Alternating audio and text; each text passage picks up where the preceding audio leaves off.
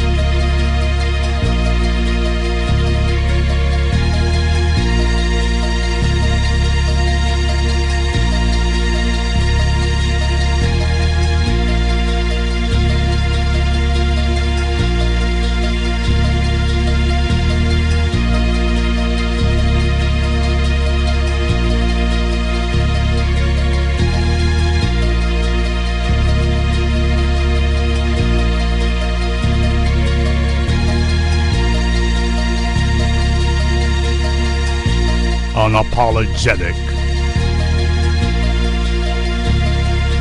unadulterated, and absolutely positively uncompromising. This is the BlackChannel.net radio. And I am your host, your brother, your humble servant, the Black Authority. And nothing is going to change that.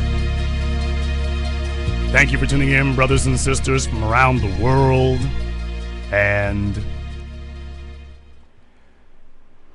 I've been in here making some changes on some things here. Hopefully it won't go like it did last weekend. And everybody should be able to hear me okay. If you are having difficulty, if a bunch of you are having difficulty, because if it's just one person, well, yes, just one person. But if a bunch of you are having difficulties, let me know. And I'll see if I can check into that. But I'm glad to have you all here. This is the single fastest growing internet radio program anywhere on Earth, the only one of its kind in existence. And we thank you very much for joining us here tonight. Before we get into tonight's topic, of course, I don't do topics. I just do whatever is on my mind. Everything for me is about black empowerment. That's what's always on my mind. Before I jump into that, though,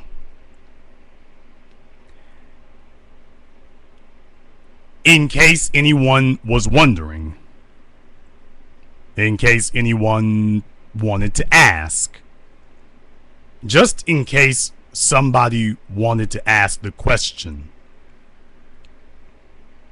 I want you to think about the last 24 hours. Balanced against the last 2 months, by the way.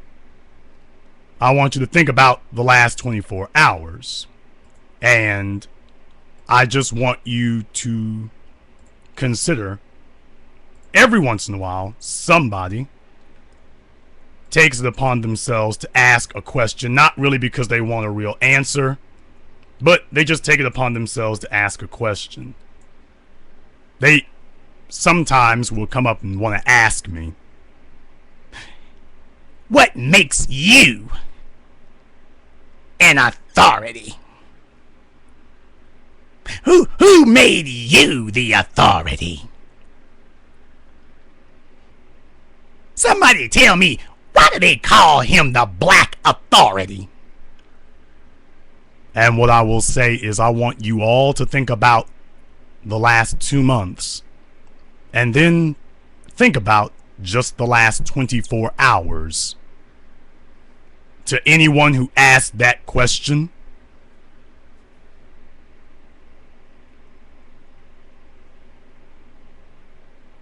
that is why they call me the authority. Now,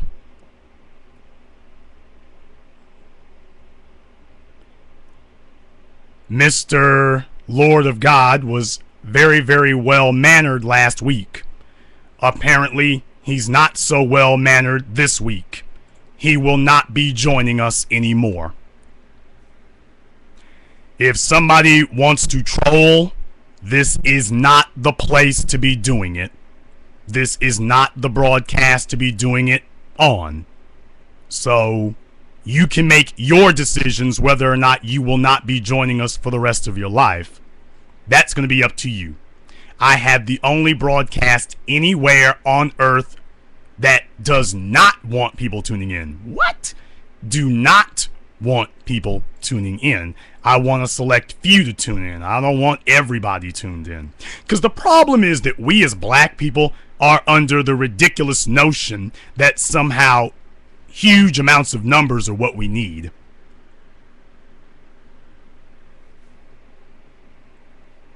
Huge amounts of numbers are not what we need. Let me show you all how this works. In the chat room, I have delegated authority to my two lieutenants, Johnny Ace and Slick Rick. And what they will do is they will warn you one time that you're out of line. You can sit up and tell them, what did I say? What did I do? Understand something. If you do it again, they're going to take care of you, not me. Because you see, we're not here to deal with stupidity. There are other people out there who deal with stupid and go round and round like dogs chasing their tails. We don't do that here. That's what makes us different. That's why we're the fastest growing internet radio program anywhere. That's what makes us different, is we don't do that. We don't go around and round with people on stupid things. That's what makes this the home of intelligent black thought, because we don't do that. Now, there are some people who think they're going to buck the trend. I'm just letting you know. Nah, this isn't the place that does that. Other people want to get as big an audience as they possibly can because they're trying to sell something. They're trying to sell books. They're trying to sell t-shirts. They're trying to sell soap, shampoo, conditioner. Did you notice you don't see that here? Nobody's trying to sell you anything. That's the difference. Nobody's trying to sell you nothing here. You see, I'm not trying to bring your dollars in. I'm trying to bring your intelligence out, and nobody else is doing that.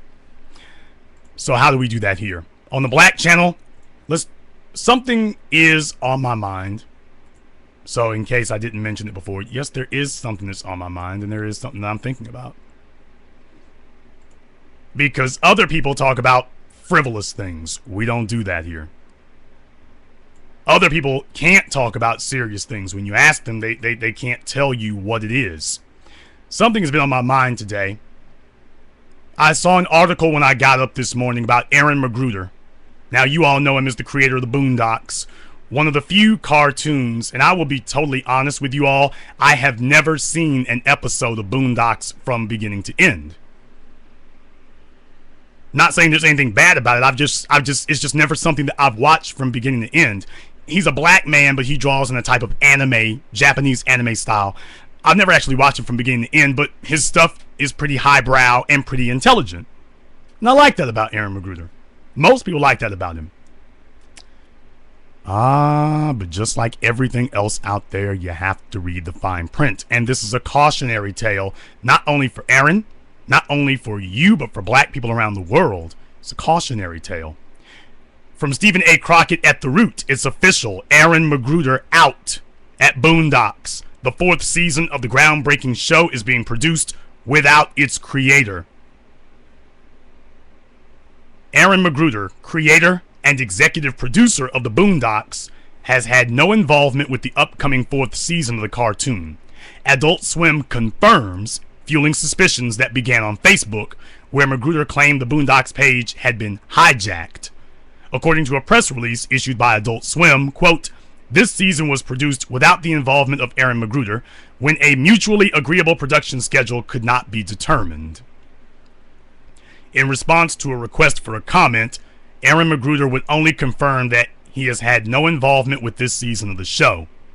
After a 4-year hiatus, the new season was announced on the official Boondocks Facebook page a week ago. It's set to return with new episodes on April 21st. McGruder immediately took to his new project's Black Jesus Facebook page to state, quote, "Just found out someone has hijacked the Boondocks Facebook page. This was done without my permission, and I have absolutely no control over the content being posted as of Friday, March 14th. While it is unclear how and when the decision was reached, fans of the show are now left with more questions than answers. After McGruder claimed that the Boondocks page was hijacked, some were left wondering who's responsible for the hijacking. Since McGruder took the feud to a public page, fans wonder if his inability to access the page was the first news he had that he wouldn't be involved with the show. When exactly did McGruder part company with the cartoon he founded years ago? And what are the terms of his departure? News of McGruder's departure, for some fans, must feel like buying tickets to a Public Enemy show only to find out that Chuck D is no longer with the group. From the outset, the comic strip was brash and bold, seen through the eyes of young black radical Huey Freeman. The Boondocks pulled no punches when satirizing African American culture and American politics. The strip was so controversial that after it was nationally syndicated, some newspapers decided to pull McGruder out of the cartoon section and instead ran it in the op-ed portion of the paper. While both sides are being tight-lipped as to what exactly happened, it's clear that McGruder is no longer connected to the innovative television project that was created from his cartoon strip while he was in college at the University of Maryland. Of course, confirmation of that came only after The Root broke the news of the Facebook controversy on Thursday. Aaron McGruder created Boondocks. Aaron McGruder made Boondocks a national sensation. Aaron McGruder made Boondocks into something that people want to see. Aaron McGruder came to Cartoon Network with Boondocks.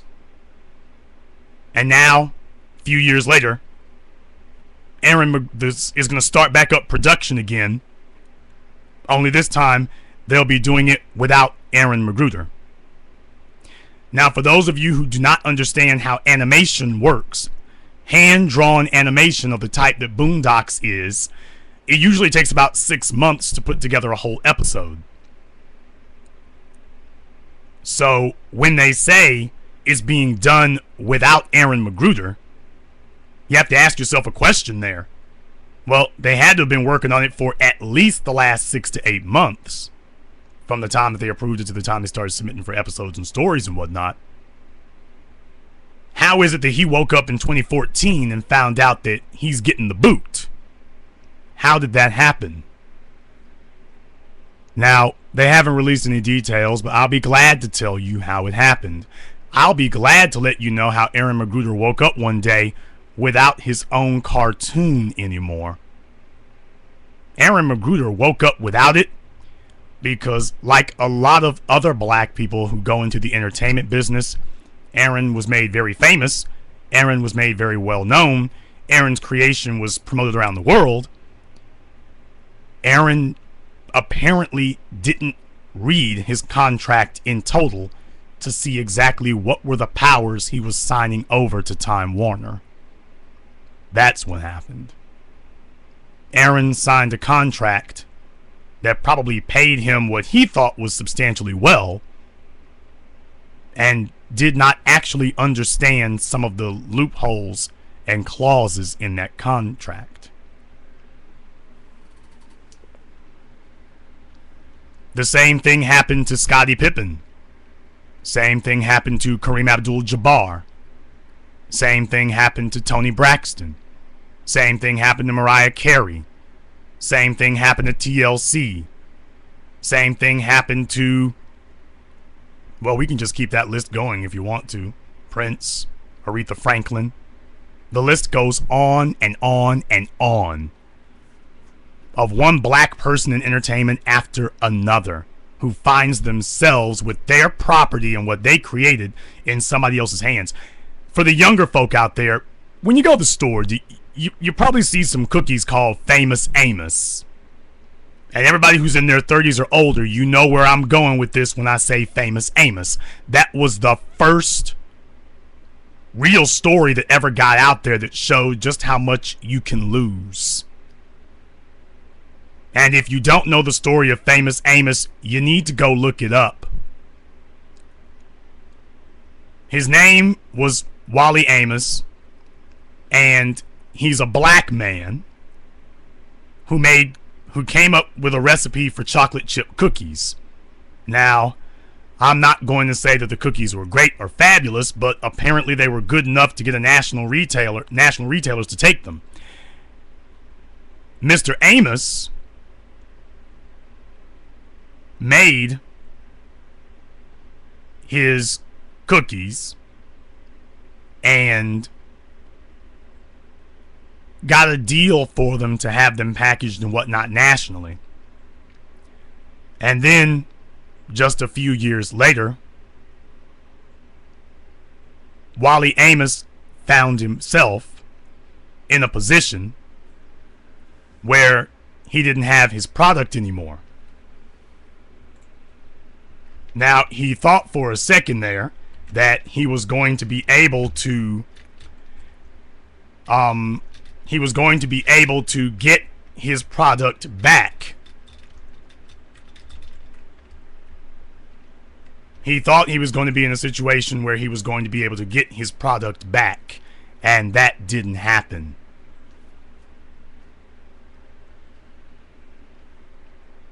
That didn't happen at all. They took Wally Amos to court, or he attempted to fight them in court. And what happened was, when it was over, not only did Wally Amos lose the rights to Famous Amos cookies, he also lost his name. Because you see, Wally Amos, I guess he thought he was protecting himself. This is what happens when you go into these things without a lawyer or a competent one or understanding exactly what's happening. He put his name and his face out there.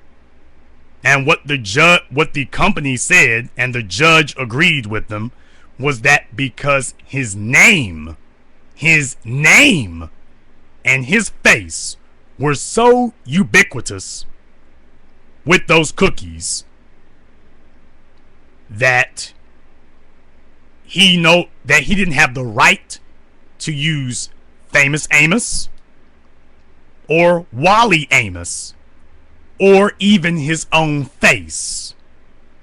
He did not have the right to do any of those things, because they said that because we marketed this, we own it, and that we have the rights to this now.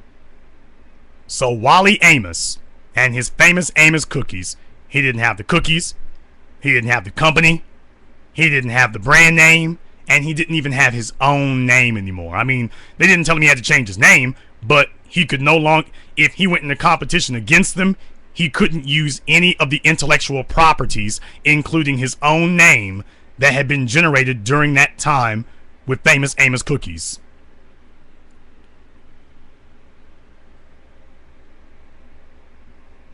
This is what happens to black people. We don't read. And Wally Amos was not a dumb man, but he didn't understand the ramifications of anything. He didn't understand it at all. And black people are the worst. They are the worst about signing over their rights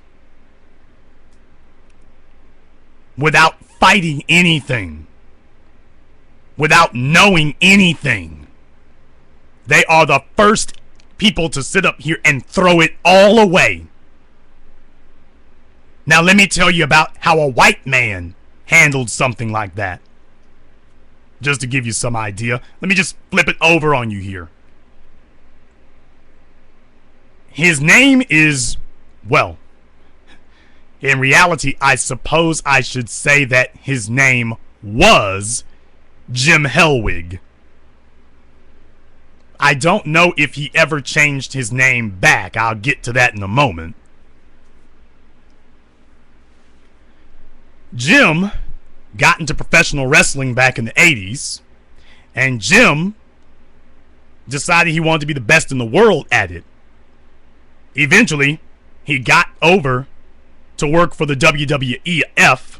It was WWE, which was WWF at the time.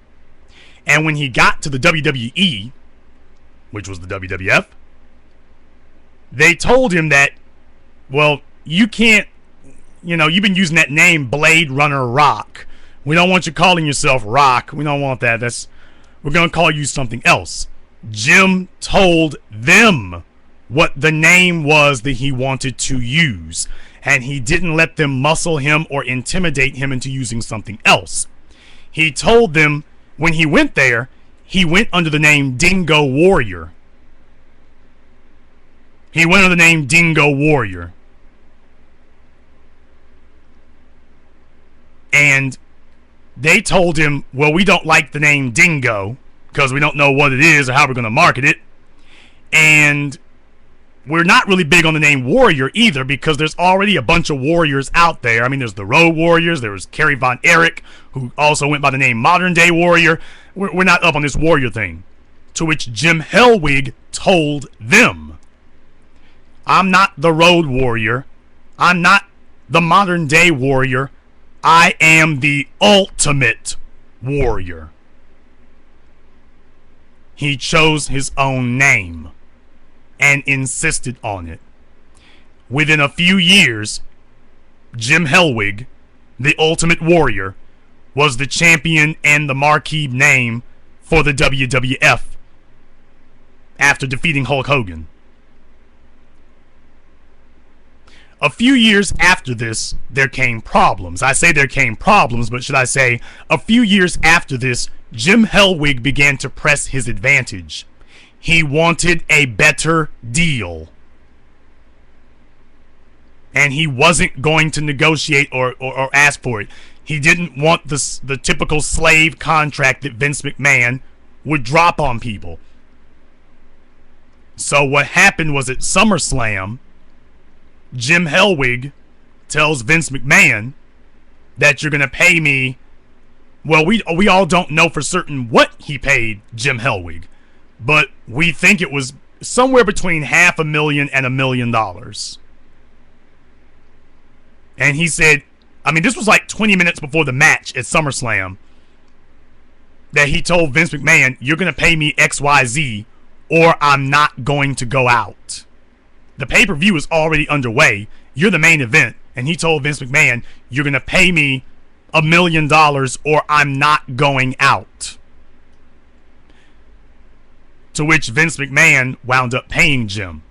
Now, he fired him and then he rehired him, but that was the first skirmish. Then he rehired him to the company. Now, that's if you let Vince tell the story. Now, if you let Jim Hellwig tell it, Jim says, I wanted a new contract. I wanted out of the contract I had. And I told him, I want out of this contract now, or I'm not going out.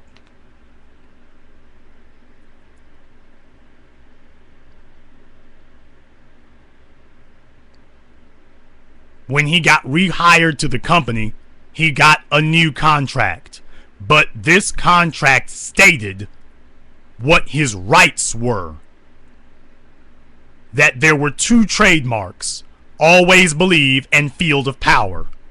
Field of Power belonged to the WWF. Always Believe belonged to Ultimate Warrior. But that the merchandising and all that stuff, WWF had that. But that the intellectual property rights to Ultimate Warrior belonged to me, Jim Hellwig. And after some incidents where there were violations of the agreement, Jim Hellwig didn't show up for any more matches or any more events while he waited for that to be resolved. He eventually wound up taking the WWF to court. Is this thing on? He took them to court behind the Ultimate Warrior intellectual property. And he won. That's right. Jim Hellwig took the WWF to court behind the Ultimate Warrior intellectual property rights, and he won. And that is the reason that you did not see the Ultimate Warrior in anything related to WWE. And after they acquired WCW, he wasn't showing, they didn't show anything from him there until then. Until this year, well, last year, when he agreed to let them use Ultimate Warrior for WWE 2014. They couldn't do it, was the point. They didn't do it because they couldn't do it. Because the rights didn't belong to them. The rights still belonged to Jim Hellwig.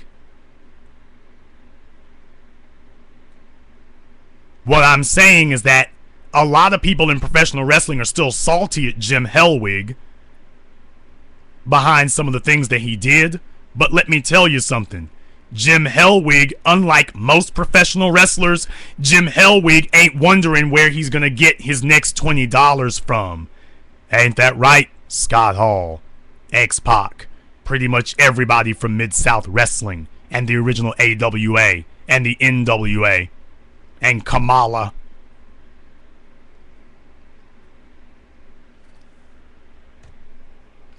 Jim Hellwig isn't wondering where his next meal's going to come from. Jim Hellwig has a nice house.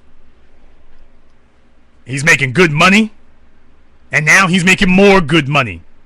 And now that the WWE network is getting ready to open up, now all those matches that he worked, he's going to start getting paid off of all that stuff.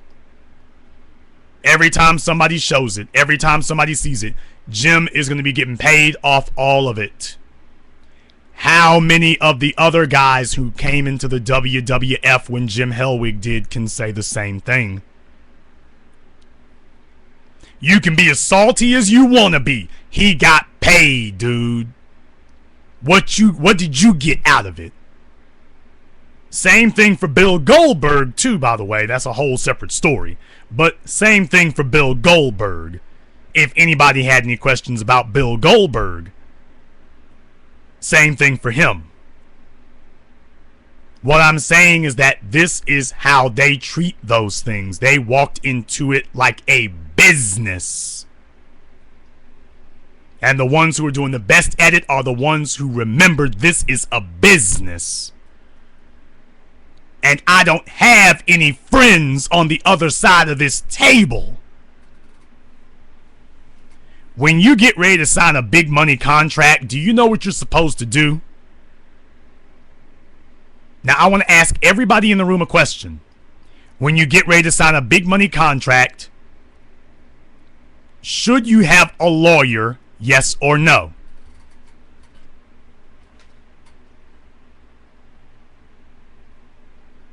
Should you have a lawyer?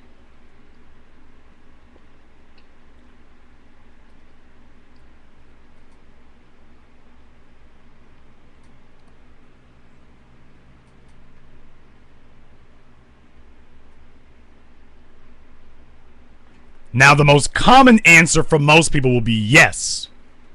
But understand something. The answer is yes and no. You should have a lawyer, and then you need a second lawyer.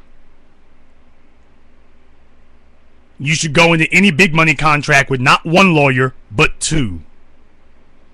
One lawyer to help you with the paperwork, and then another lawyer to check behind him.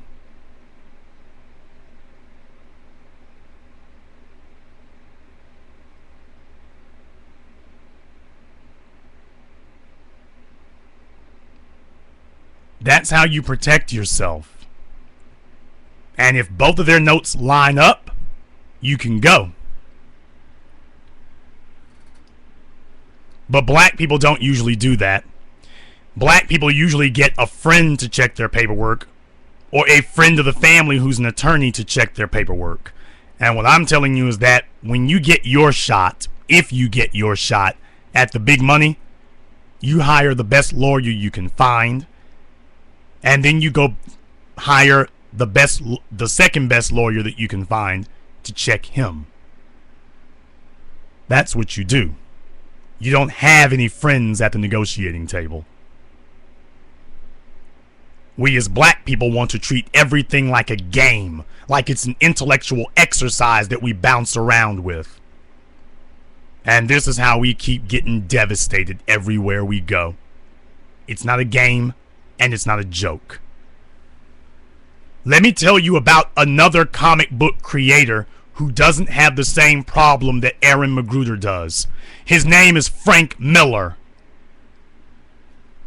And you do not do anything with Sin City or 300 without Frank Miller's approval. Frank Miller was the one who said, I'm not going to give you permission to make Sin City, Robert Rodriguez, unless you make me director on it. Frank Miller had no experience in directing, but he was not going to approve anything on Sin City unless he had direct involvement. He was not going to approve anything that he did not directly oversee and supervise. Not anything.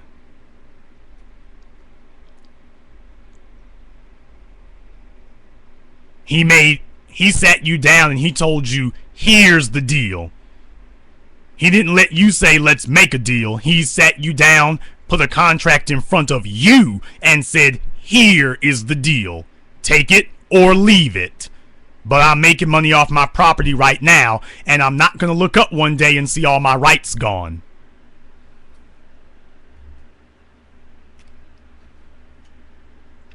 I'm not going to look up one day and find all my stuff missing.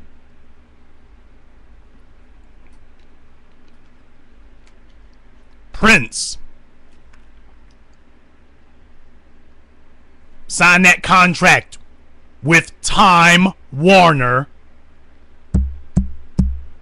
Is this thing on? Back in 92, 91, 2, 3, somewhere around there in the early 90s. Not exactly sure when the date was.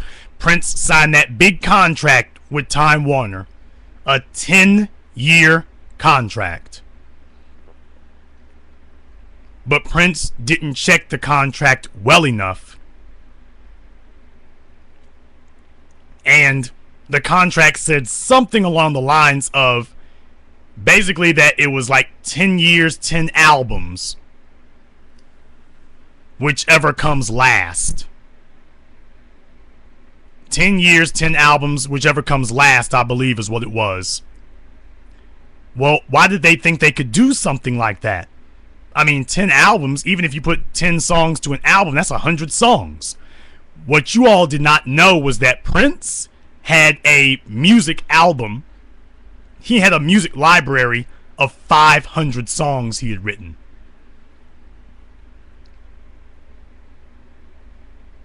Prince had a music library of 500 songs that he had written. So to make a long story short, they intended to clear out the bank. Now, what he did was to get out of that contract, he changed his name to the symbol and started doing all kinds of crazy things to make him, to kill his marketability. But what I'm saying is, why do we even have to go through all that, man? Why do we even have to go through all that?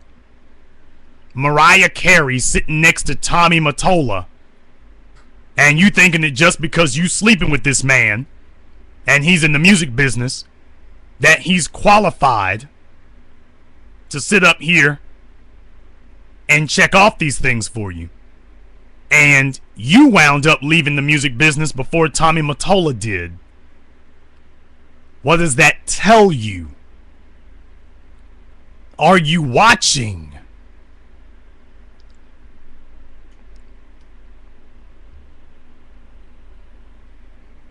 Let's talk about Robert Kirkman.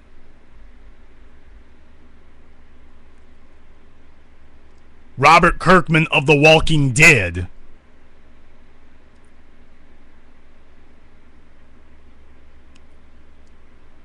Robert Kirkman has TV rights on his stuff. They can't just go out there and just do anything they want to do with The Walking Dead. Aaron McGruder signed that contract with Time Warner. That must be, it's been 4 years since the last one, and this is the third season. So what, it's been, by that math, this is what, 7 years since he first started Boondocks? I'm not sure. I'm just going by what they said. So if this is season 4 and it's been 4 years since season 3, I'm assuming if they didn't have any interrupted seasons in there, that this has been 7 years since he signed that contract. 7 years later, he doesn't have anything. Do you all understand how devastating losing your TV rights can be? Do you understand how devastating that can be for him? I'm wondering how many people are thinking about that.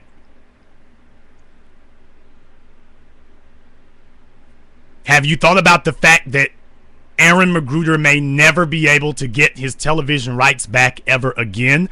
We don't know what he signed. Has it occurred to you what Time Warner might do to the Boondocks now that they've got autocratic control of it? Because here's the thing. I said now that they got autocratic control.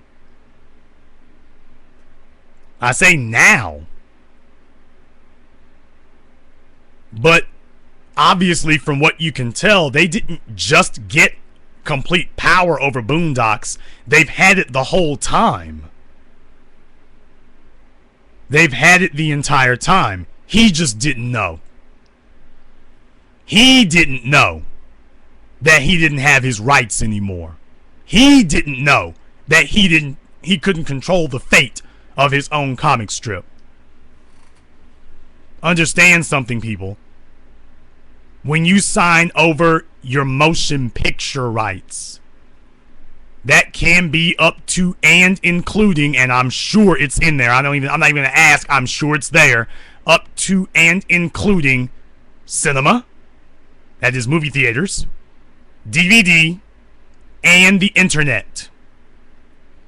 So he can't even wildcat now and go off and go make something. He can't even do that now. He can't even use the internet to make another motion anything. He can do his comic strip.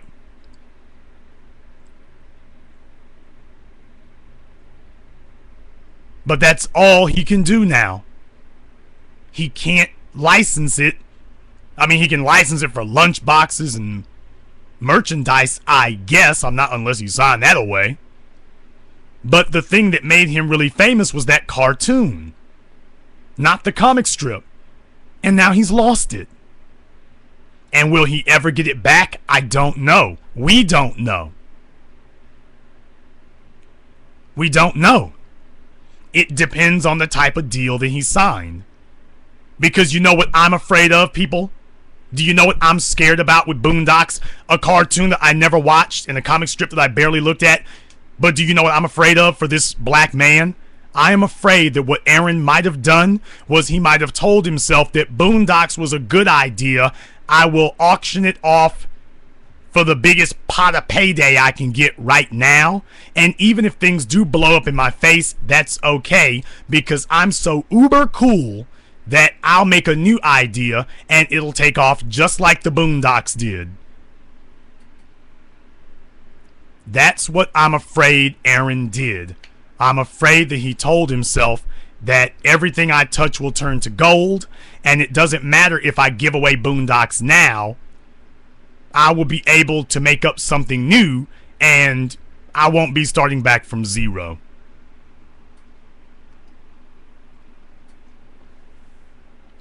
That's what I'm afraid Aaron did. And from what I'm seeing here, it's starting to look that way.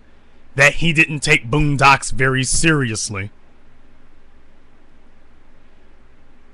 That he was thinking to himself, hey, I got the magic wand. I did it once, I can do it again. I did it once, I can do it again.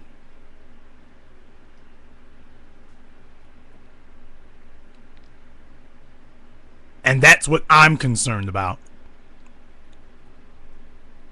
Because as black men, we don't get 5 and 6 shots at it, y'all.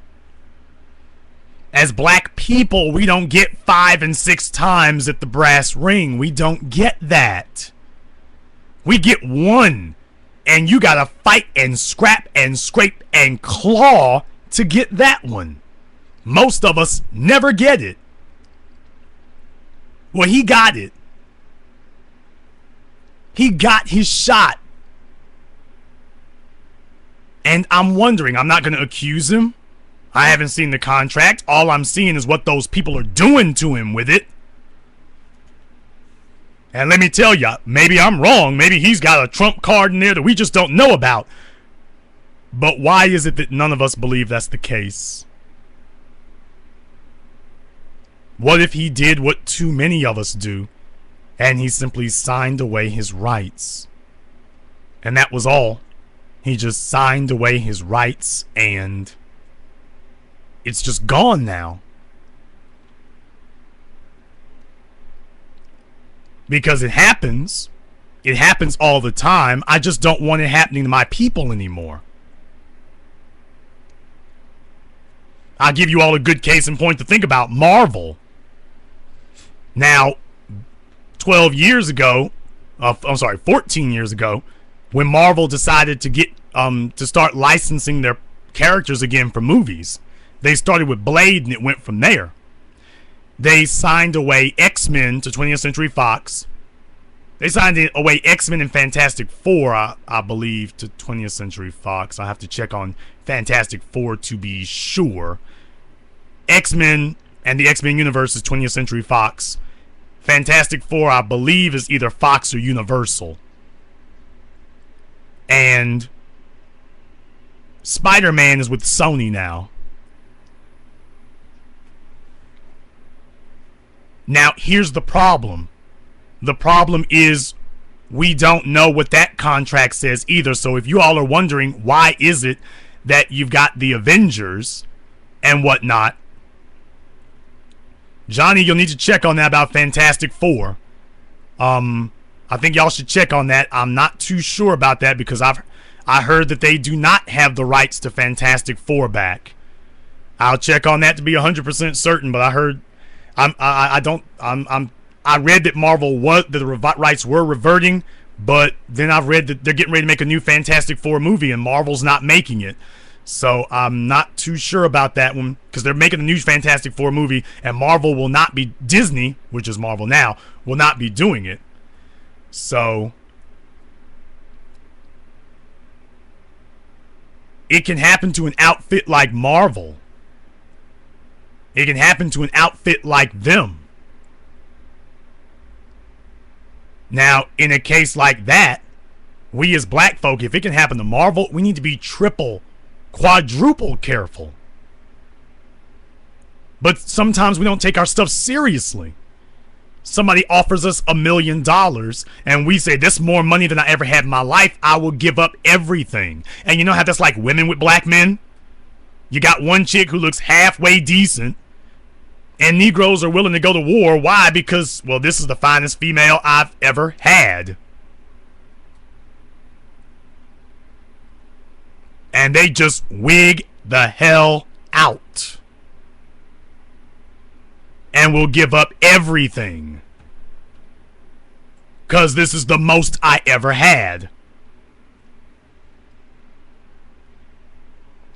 And what I'm saying is that that type of simplistic thought needs to stop. You need to start looking at your whole life differently. That every day you get up, that's your opportunity right there. Don't sign it away. Don't give it away.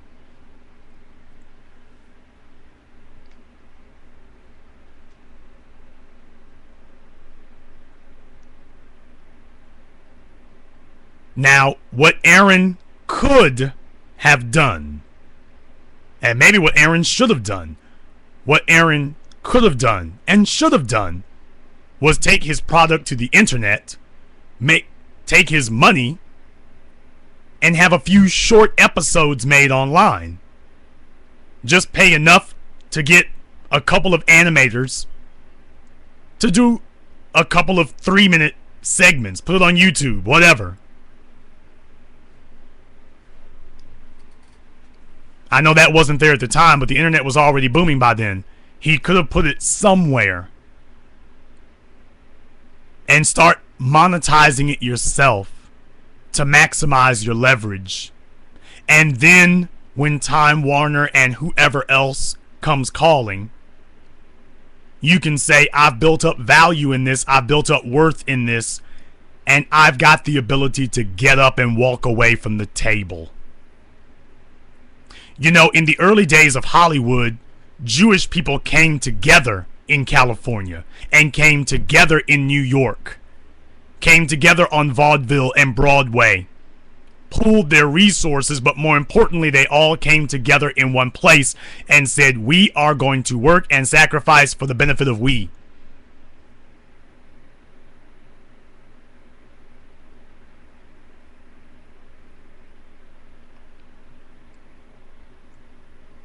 They get together on that and say, we are going to work for we. And you know what? They work together without looking to make an immediate profit.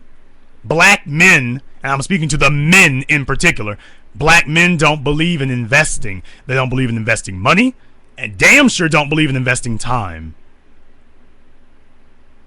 And if 5 black men got together with Aaron and said, okay, let's hammer out a deal. We're going to make this cartoon. It'll only be a few episodes, but we'll make this cartoon. We'll market it ourselves. And let's do the damn thing. Let's do the damn thing. Now we're going to work for the next year. We're not going to make any money, but we're going to work for the next year, and we are going to invest ourselves in Boondocks for the next year.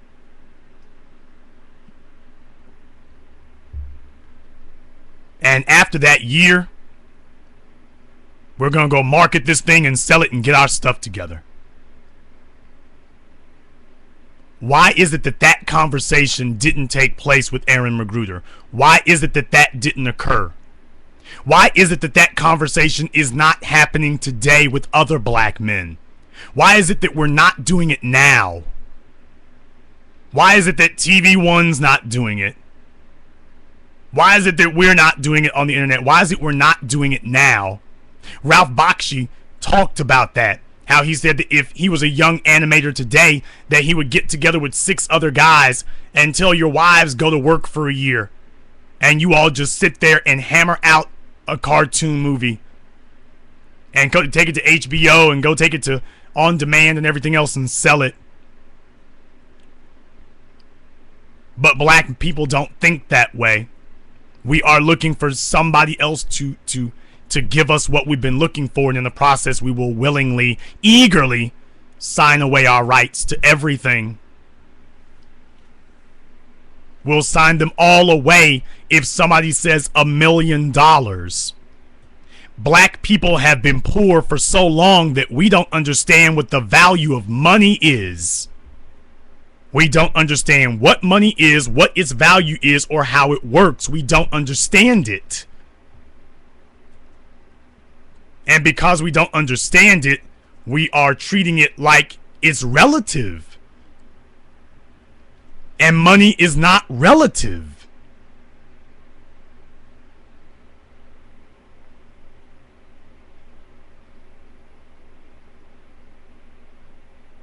Hell, money is absolute.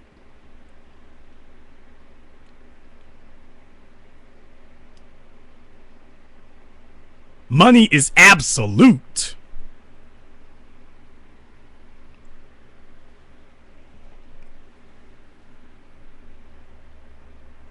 I'm willing to go out and say that right now. It's an absolute.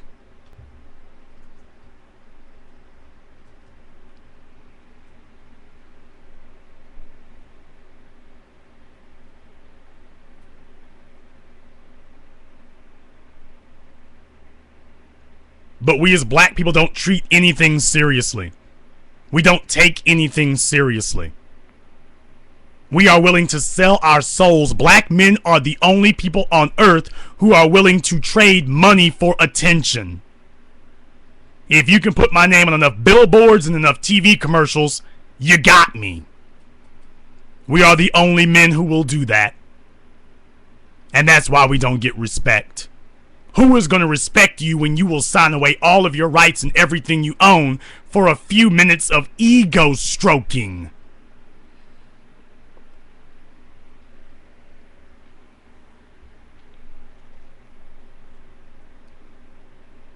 We as black men, that's why you can have so many people trolling me and jumping around and acting a fool. They're not building anything. They're not doing anything productive. They can't show you what they've accomplished. But boy, they can run their mouths.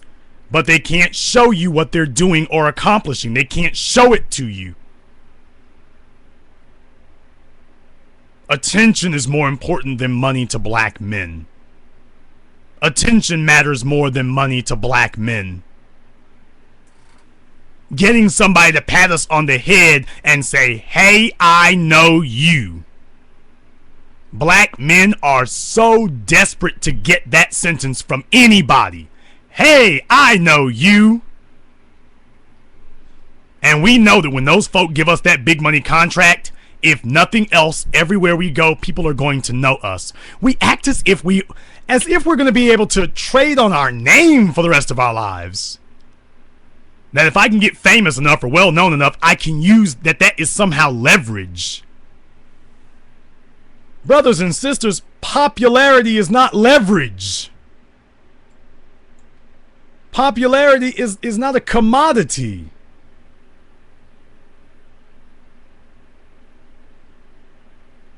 That's not a commodity.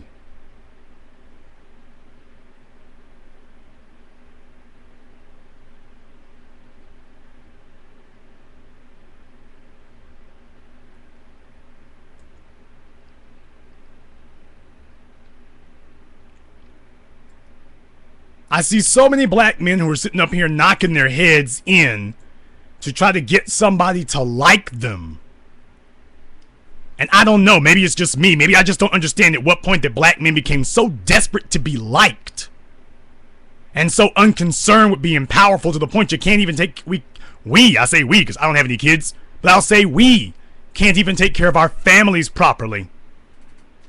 Because we're determined to get people to recognize us. Notice me. Notice me. Everybody's out here attention whoring. Notice me.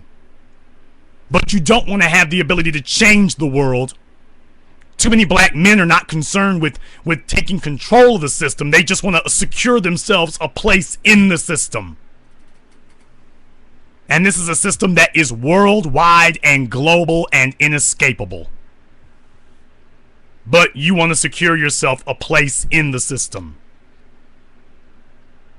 And then you wonder why I have a problem with what I'm hearing.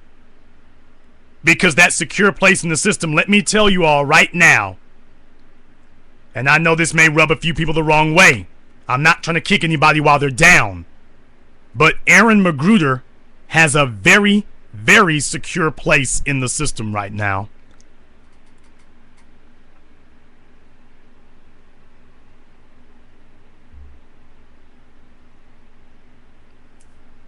Aaron McGruder's place in the system is very, very secure.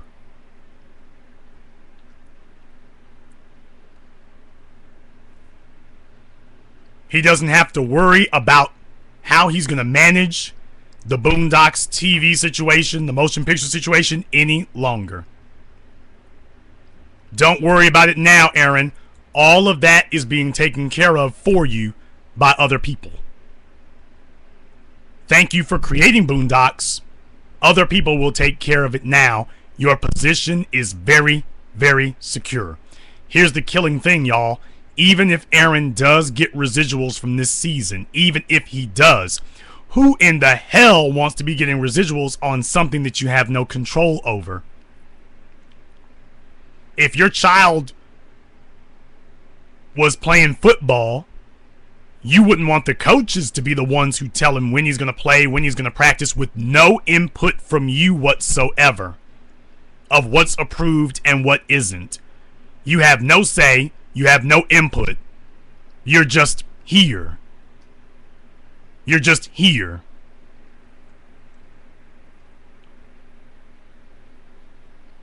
You know what?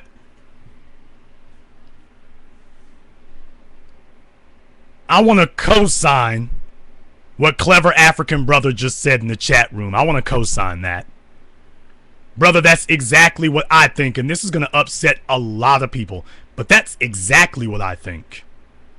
That is exactly what I say, what I've been saying, what I've always said, and what I continue to say today. I agree with that. I agree with that 1,000,000%. Black people, and especially black men, it's time to stop enjoying ourselves.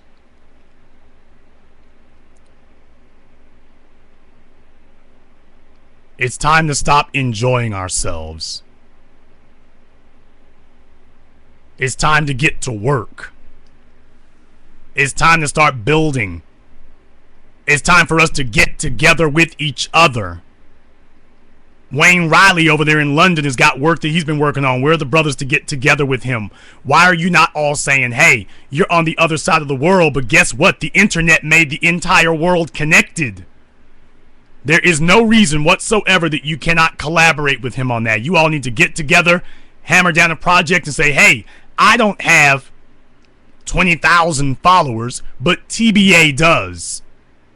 Let's get together with him and see if he'll help us promote this thing. Let's see if he'll get together with us and help us promote all nights. Let's see if we can get 10 other people together who've got large social networks. Let's get with them.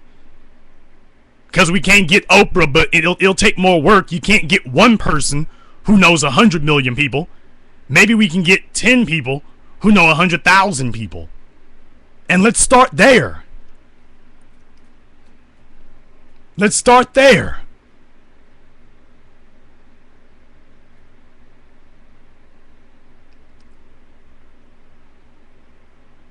No, maybe you won't be making the most money, and maybe it won't be the most well-done thing or the most expensive thing ever, but guess what? You will own it. And whatever money you make from it, you will own it. You'll own it.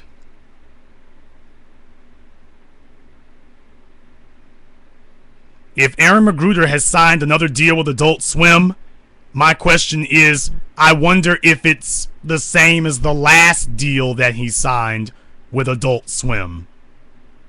Or are we going to assure ourselves that this one will turn out so much better? Or is this the same as the last one he signed? That's the question that I would have.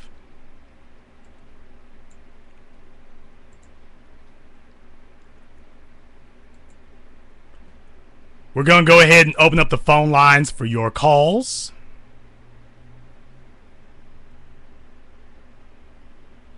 This is the BlackChannel.net radio. I am your host, your brother, and your humble servant, the Black Authority, at the only relevant place for intelligent black thought. For those of you who are new here, I would like to welcome you. As you've probably been able to tell, this place is different than anything else you've ever heard. We don't do a bunch of hotep talk here. I don't have a problem with people who do the hotep thing. I only have a problem with people who don't have practical solutions to things. I deal in specifics. I deal in specifics to minutia. And a lot of people don't like that because they don't like minutia, because they don't like details. Because details tell you whether or not a person is lying to you or whether he's telling the truth. And that's why I adore details, because that separates the real from the phony. And that's what we do here. I think you will be pleasantly surprised. We know our business. We know our historical figures.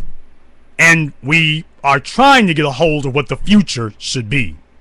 This is a place that focuses on black empowerment. Now, what do I mean by black empowerment? Black empowerment is not an amorphous term here. That's not what black empowerment is. Black empowerment is not a place, is not something that has anything to do with how much you hate white people, how much you hate America, or how much you hate anything other than being weak, powerless, and impoverished. That is what black empowerment is. Black empowerment is how much do you own, how much do you control, and what are you passing down. That is what this broadcast is all about. Other people do not discuss these kinds of things. Other people discuss detritus. Other people discuss frivolous things with the occasional breaks. Now, I can probably rule Tariq Nasheed out of that. But other than that, I don't hear a bunch of people out there saying the same thing. You don't see anybody who says what I say here in depth every single week in detail the way that we do. So for those of you who've been tired of hearing people sit up here and giggle and laugh for 4 and 5 hours, for those of you who don't want the fly jock zooming past your house, for those of you who are tired of individuals who are relentless about entertaining and marketing to you and are more concerned about someone who's going to enlighten you and say, hey, we as black people, let's come together. Notice I didn't say unity. If you were tired of people who didn't say that and you wanted someone who does, if you wanted someone who deals in concretes and specifics and absolutes, you've come not just to the right place. This is not the right place. This is the only place that does this. And we're the only ones that do. We're going to go ahead and open up the phone lines here. Hopefully there will not be too much mess out of Blog Talk because the lines are slammed and jammed already. It's just amazing to me when you can get 40 people to be sitting on the line before you even start taking calls. That's just amazing to me. But this is the only place that does that. So, hey, let's go ahead and crash Blog Talk tonight. That is what we do here on the blackchannel.net radio. Let's go ahead and get them up and going. All right. This will take a few moments here while I go ahead and open up that line for it. I don't want a bunch of static coming through on it because I had that problem before. I'm going to see if I can get that to be undone. All right. All your lines are active now. Let's go ahead and open up the phone lines for the caller here. Caller from the 917, you're on live with the Black Channel.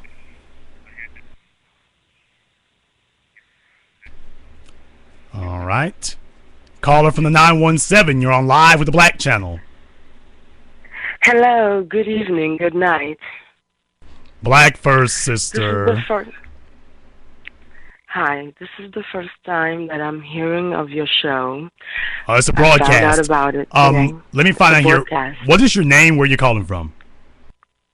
Lahini from Brooklyn. Hello from Brooklyn. And what's on your mind, black woman?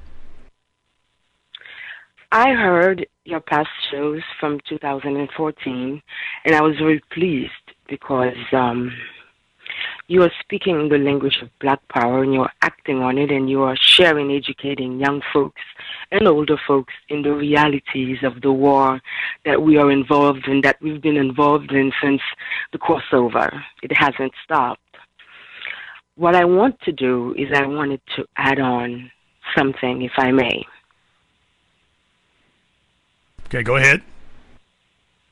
Okay. I'm an author. And right now I'm just finishing an essay on the consciousness of black power. Now, when you're talking black power, as you described it correctly, in addition, we take on the spirituality of black power, which is far different than going to church and clapping for a white Jesus or having anything to do with religion at all.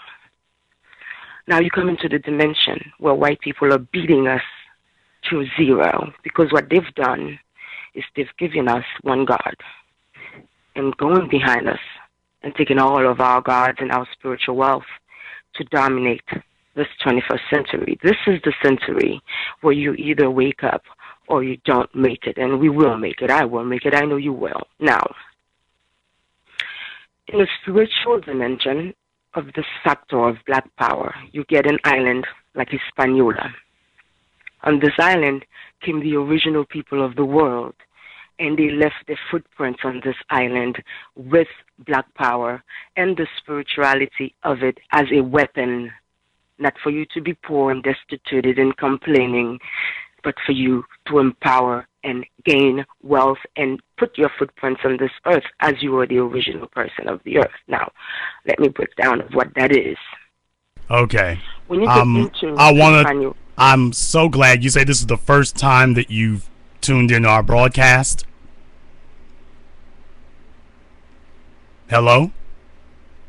Yes, I'm listening. Yes, I was asking you. This is the first time you tuned into our broadcast? Yes, sir. And Okay. what I did is when I found out about you earlier, I went back to listen to your 2014 shows. Okay, magnanimous. That's really, really great. Let me explain to you what we do here, because maybe you didn't hear while you were on hold. There's something that we don't do here, and I say we because most of these people who are listening right now, we've got hundreds of people listening live, thousands of people who'll be listening here very, very shortly, and then thousands more once it gets to YouTube. We as black people tend to get bogged down in detritus. One of the things that we have gotten into what? Detritus, Detritus, detritus. Look it up.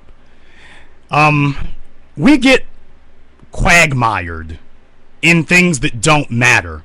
Black people have shown that we have an incredible propensity and an absolutely high talent for getting mired down in things that absolutely don't matter. We as black people go back and forth about the three things that black people spend more time getting bogged down on that are worthless and useless more than anything else. Education, and by that I mean your school systems. Not being intelligent, but schools. Politics, and religion. Those are the three things that we argue over so much, and the reason that we do that is because we don't want anybody to actually point us or start counting things. That's what we do that for. I don't ever, for any reason, I never argue with anybody about their religion. They can believe whatever they want to. Now, what is a religion? A religion is if you believe that there's anything. A religion is just a belief system. Do you believe that there's anything other than this physical world that we're in right now? If you have any, quote, higher belief than that, that's your religion. We spend a lot of time. Excuse me,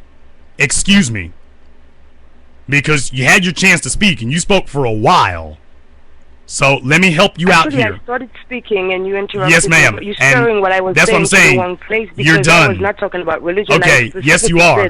Yes, you are, because you said spirituality, which is just a code word for religion. Now, I wanted to explain what you're not going to talk over me. Excuse me. I cannot talk over you. Your first time. Never. This is your first time calling us. You're not going to talk over me. All right? Now, like I say, because I could do something like mute you or disconnect you, I'm not going to do that unless you talk over me again. If you do it one more time, then you don't actually want to hear what I'm having to say, and I'll give you the opportunity to just listen instead. If you have a spiritual system, in other words, I will say this one more time if you didn't get it. If you believe in anything other than this physical world that we live in, if you've got some set of principles that you think are more important, if you've got some set of beliefs, some set of spirituality, some set of anything, and if you don't know the definition of anything, I can't help you. If you believe in anything other than this spiritual world that we live in, then you've got a religion. You can call it and rename it whatever you want to. You can call it African spirituality. You can call it Mayat. You can call it the Stay Puffed Marshmallow Man. You can call it whatever you want. And what I'm saying is it doesn't matter. The richest, most prosperous people in the world are a mix of Christians, Buddhists, Transcendental Meditationists, Muslims, Africans, and atheists. Your religious, or if you want to call it that, spiritual belief system has nothing to do with how prosperous in this world you're going to be. Absolutely nothing. How you treat this world that you walk out here into, that's going to determine everything that's going to happen to you in this life. Everything. I don't have to argue with anybody over their spiritual system. Whatever your spiritual system is, I believe it. So that's what I'm getting to right now. I don't know what your spiritual belief system is, and I don't need to know. I'm not going to ask you because I don't need to know it. Here's all I need to know. Whatever you believe spiritually, I'm down with it. I want you to answer one thing for me though. Explain to me right now, how can we go from making $20,000 a year to making $1 million a year? Help me out with that right now. Okay. May I explain what I meant? Because I was not talking about religion. No, ma'am. Okay, we've already heard that. I promise you. About defense, we've heard all this before. I will tell you how we've heard it all before. Next year. Okay, we heard about the spiritual thing before. Can you just go to the from 20 to $1 million? About spirituality. I do not want to speak about spirituality, but the defense that we have at our disposal that we are not counting, while we are counting monetary values and we are counting land and we are counting other wealth, but we do have weapons that we can use that are physically available to us, that are here, that have nothing to do with religion or anything else. But I will tell you how you can make $1 million in the next year. Now, a person who's living in the United States with a crash economic system is really counting like throwing rocks in the river. If you want to go overseas, you can come. I have thousands of acres of land that is producing, like when you come to my land, avocado ripes on the floor, mangoes, citrus, everything is there, but there is really no logistic, there's really no help, and there's really no proactive persons to assemble all of that into a nourishing like factory, into an industry, into an agriculture, and it's thousands of acres just sitting there. So if that's a way you can make another $1 million next year, to come and own this and to furnish it and to rebuild it and to put it into action. But as I was saying before, I was not talking about religion. I was talking about you haven't answered the question yet. Okay. I'll let you go ahead. And you didn't answer the question. You said like 1,000 acres of seeds and you can use it and develop it. That's the way you didn't explain to us what that is. We deal in specifics here. Can you be specific? Okay. Where is this? Excuse me. Where is this land? Who is the government of this land? What is the population? If I'm going to develop it, I can't make myself rich by myself. So what am I going to do with this land that is going to create an income? So if you can answer those 3 questions, that would be a great step forward. Okay, the land is in Haiti. This is South Haiti. Okay, the land is in Haiti. Did you say the land is in Haiti? It's in Haiti. Okay, the land is in Haiti. Okay. It's south of Port-au-Prince. South of Port-au-Prince. Oh, that's the good part of Haiti, isn't it? Well, it's certainly green. Where did the earthquake happen here a few years ago? Where did that happen at? The earthquake happened centrally in the West Department, which is mostly Port-au-Prince. Okay, so you're saying that the land that you're talking about is where the land that you're talking about is where the earthquake happened, that leveled everything. No. Okay, go ahead and finish. No, that's not the land I'm talking about. Yeah, it really is. The land I'm talking about is south of Port-au-Prince, and this is up in the mountains, away from the village. So basically you have to cross at least 6 to 7 rivers, and you have to climb a few mountains to get to that land. And further up, the land extends to at least, I would say at least 200 to 300 mountain hills up and down. Actually cultivating on the land are different seasonal beans, mangoes, avocados, sugar canes, citrus like oranges, lemons, lime, and those are being produced in small quantities because the farmers who are on those pieces of lands, they do not have either the capabilities with money or machinery or labor to just mass produce, and grains are expensive as usual, and those farmers have also negated to accept Monsanto beans or grains. So, okay, how do you get there? Like that. How do you get there? How to get to a place like that? A private car is the definite way to go. The mountains of which I'm speaking about Once you get to about the last rivers, you would have to either have a horse or develop technology that would take you to the So what mountains. you're Because saying is this is there where is no road to get to this land is there, what you're saying. I will own a bunch nope, of land, but I do not actually even have a road. I can buy a car, but I can't even park my own car on the land there is what you're saying. well, you're looking for comfort, you can stay in the United States. If you're looking to work to make things available and readily, things are not going to be there for you as a fresh squeezed orange. Sometimes you have to bite into that orange to get the juice out. And the outside of the orange is bitter, I'm telling you. So this land is there.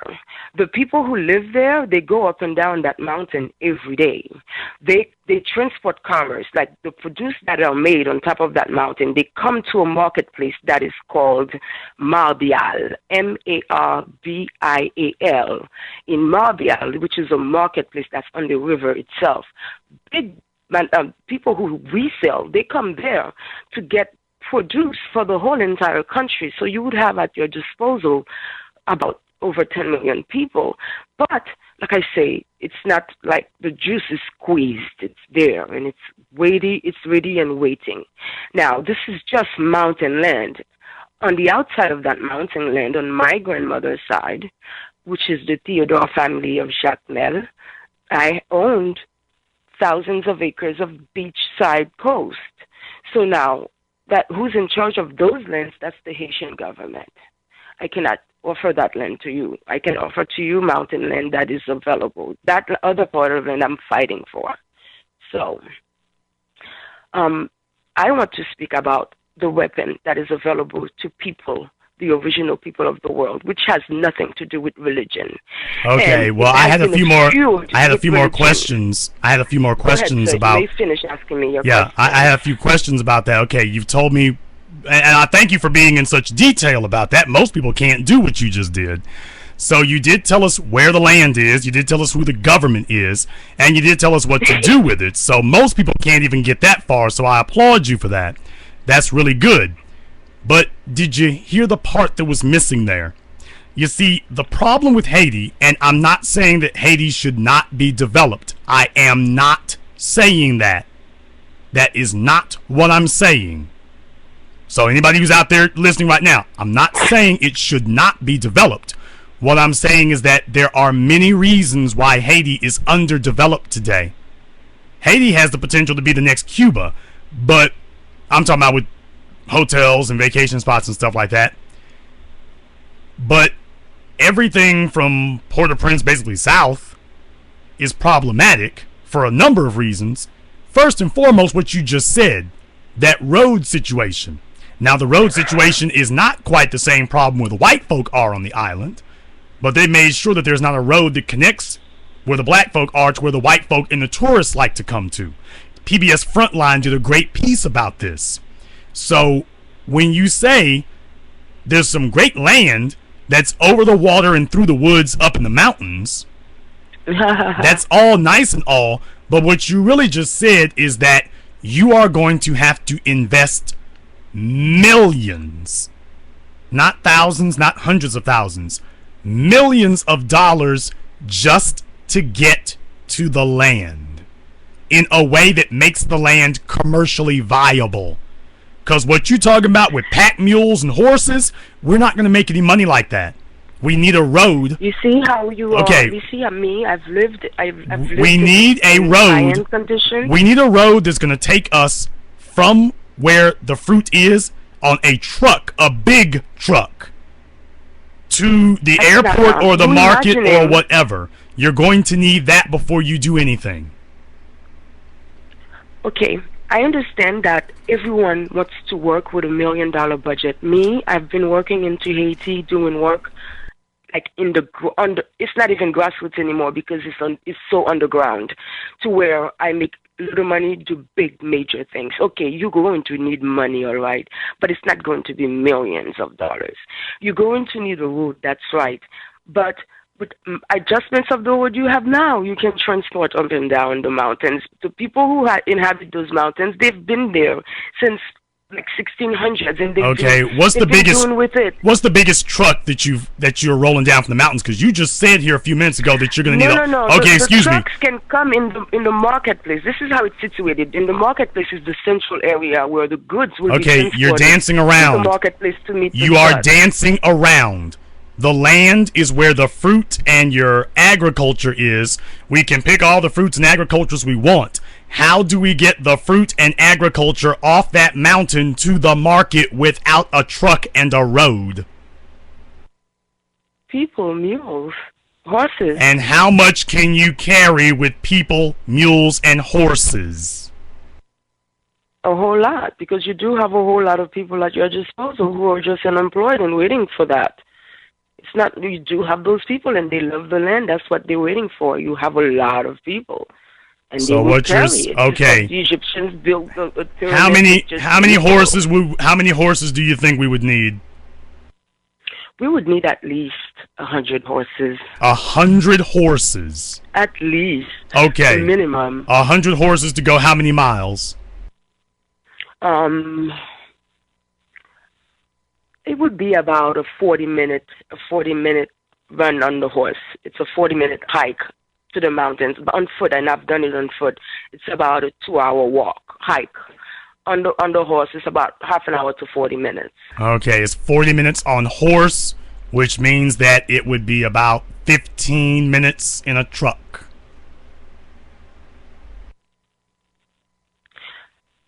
And we would be able to carry more fruit, and by the way, refrigerate it in a truck. All of the refrigeration can happen under the mountain where the market is, and there is plenty of it. Yeah, once you get there. Yeah. But here's my real dealing with people. Here's my real point. With people who are not so advanced as you are, who have been able to make do and to have been able to get foods down there and all their foods down there unharmed. As you imagine it harmed, they've been able to do it for the past 300 years unharmed. And how well is the economy? Let me tell you. How well is the economy? How well is the economy for these people who've been doing it 300 years? Tell me how great their economy is. What do they have to show after 3 centuries? They are still keeping their land, and they are not involved with MINUSTA occupation. They are not in the machinery of Port-au-Prince, because you are referring to Port-au-Prince as it is the heart of Haiti. No. The ideas that you get of Port-au-Prince are negative for these people. These are people who have been in the mountains since Blamana, I don't want to say crackers, what could I say? White supremacists were occupying Port-au-Prince and other areas of Port-au-Prince. These people were Maroons on their land. Now they are still on the land. They are keeping the land. They are still producing food that nourishes not a lot of the country, because they are fighting importation from Miami, importation from Santo Domingo. They are fighting against all of that. They are still holding their land, and they are still keeping surviving. Okay, they are not literate. They cannot read and write like you and I can. But what they have maintained is what you don't want me to talk about. The weapon that is available that has nothing to do with religion. Okay. It has nothing to do with religion. I've got a bunch of callers. I have a bunch of callers on the line, and we've been talking for a long time here. Thank you for letting me speak so long. Stop. Good grief. This is what I mean, y'all, because y'all can leave the United States and you think black women are different overseas than they are in the United States. No, they're pretty much the same wherever you go. I was going to tell you, why don't you go ahead and tell everybody what this... Did you just Excuse me. Stereotype me in your I didn't. Word? Did you just do that on your show? No, I didn't stereotype. And then when you do Excuse that, me. you expect me to react like? I didn't stereotype like you. That? I didn't stereotype you. So what was that comment about? And you what do you expect me to react like when you comment that way? I didn't stereotype you. You stereotyped yourself. No. I'm reacting to your commentary as I should, because I shouldn't let you just get off with that just because it's your show. You've done enough, Okay. You've got enough with enough, and I've been graceful enough. Did you call me a fool? I think you know Whoa. Did you call me a fool on my own broadcast? What did I call you? What did you call yourself, my dear sir? Okay. Did you say your name was Lanice? My name is Lahini. Okay. Lahini. Okay, Lahili. Yeah. I was going Lahini, I don't care if your name is Lahinia, La Quinta, or whatever. I've done you a favor by letting you ramble and prattle on with your nonsense for the last 20 minutes about barren wastelands, acres and fields of mangoes and coconuts and walnuts that you only, she said only, have to cross 6 rivers and 4 mountains like we're the great Khali from the WWE. And that kind of pie in the sky, superfluous, fantastic four nonsense is the reason that Haiti hasn't made any progress at all. Impractical gibberish that you can't actually execute in the real world. Now, I was charitable enough to allow you to prattle on as long as you did with that absolute balderdash that you have been spewing and spitting that can never actually go implemented and be put into effect by anybody anywhere. And that's why you don't have a road for 15 minutes of driving.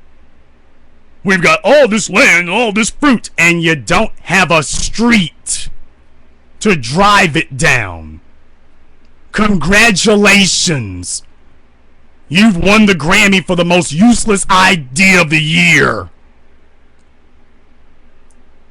I think I've been more than patient enough. And by the way, this is my broadcast. So I get to decide when the sentences are finished and when they start. And when somebody starts off the sentence with, you just need to cross 6 rivers and 4 mountains, and they mean it seriously. And then they're upset when you say, that's ridiculous. This is the 21st century. And you're talking about pack mules and horses? In the 21st century, pack mules and horses. Ain't said a word about how you're going to have a modern infrastructure. You know, this is why people laugh at us as black people, because we don't come up with useful, practical ideas. This is why they laugh at us. They laugh at us because we don't present them with real ideas. I was going to allow you to explain whatever it was that you wanted to say next. I was going to allow you to tell us about this mythical, mystical, magical offense, defense, the fence that you were telling us about. I think what I'm going to do now is give you an opportunity to leave.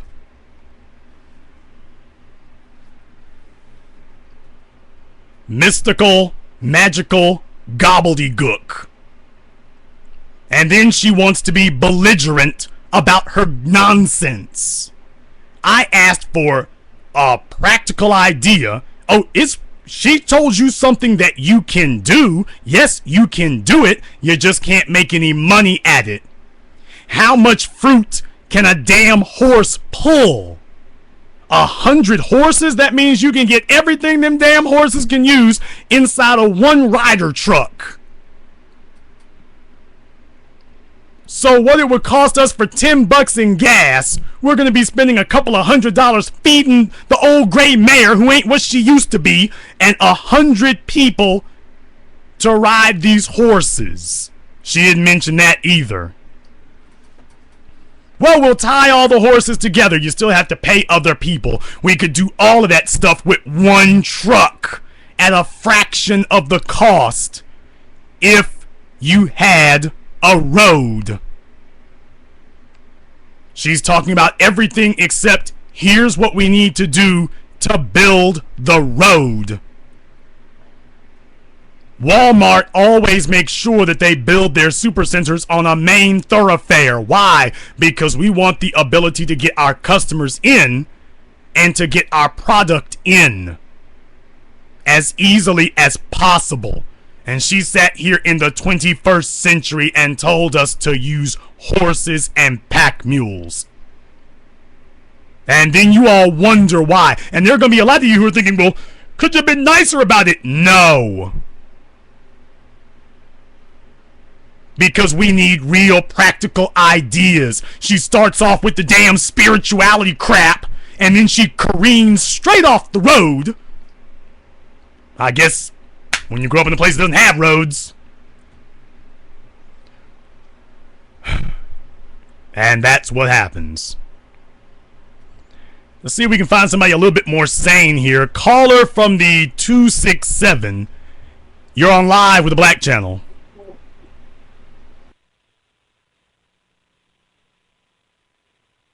Caller from the 267. You're on live. We can hear you mumbling.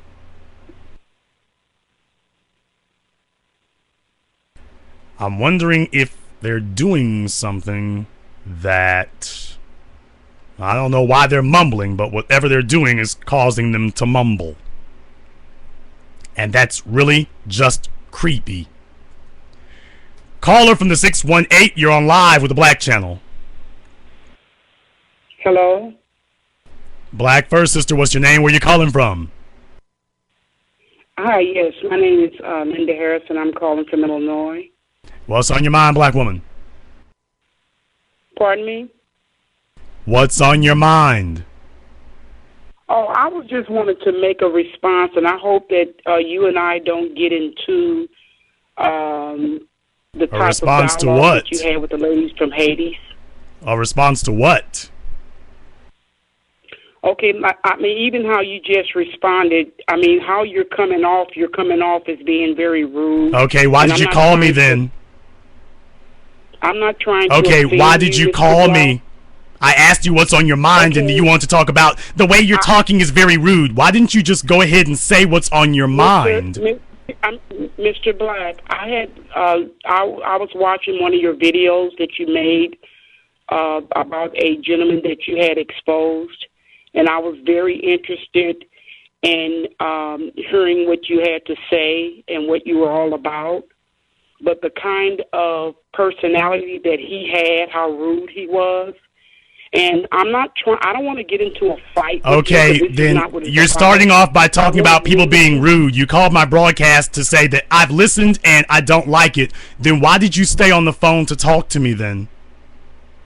Because, by you having a radio broadcast, Mr. Black, your voice is going out to a lot of people, and you don't want to send out the same type of energy that this guy, what is his name? I'm not concerned. My name is Black Authority. My name is Black Authority, and here's the thing, okay? I allow people to come in here, and I have a limited amount of time and a lot of people who want to talk, okay? If you don't if you want to critique people, you need to go get a daughter or a child or a student or a piano class and do that. You don't call me up to critique me on my broadcast, okay? If you don't like it, you shouldn't have called. Excuse me. If you don't like the broadcast, you had no reason to call me because you've been sitting on hold for half an hour. If you didn't like it, you should have stopped. You're supposed to be an example. I am not. I am an example of the kind of person who left you 20 years ago. That's what I am. I'm an example of the guy who divorced you back in the 70s. That's what I am.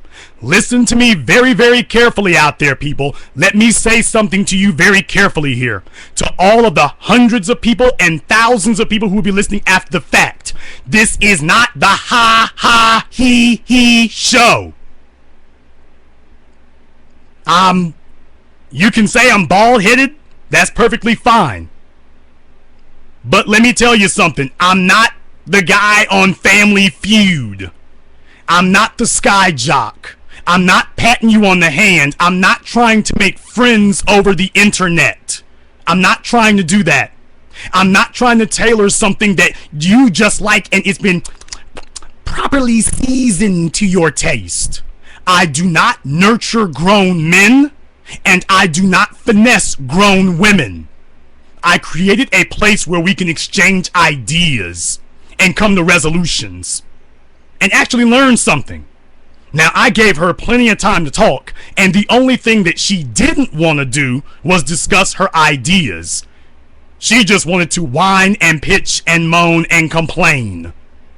And that works fine with your husband who you nagged into a heart attack. That works fine with your grandchildren who can't leave you, or your daughter who feels genetically obligated to you, or your church people who feel like it's the love of Jesus Christ that compels them to sit there and listen to your nonsense. This is a place where we're about empowerment. And hearing you sit there weak and mealy-mouthed does not make me feel sympathetic for you. I have contempt for the weak. Let me say that one more time. Is this thing on? I do not have sympathy for the weak. I have contempt for the weak.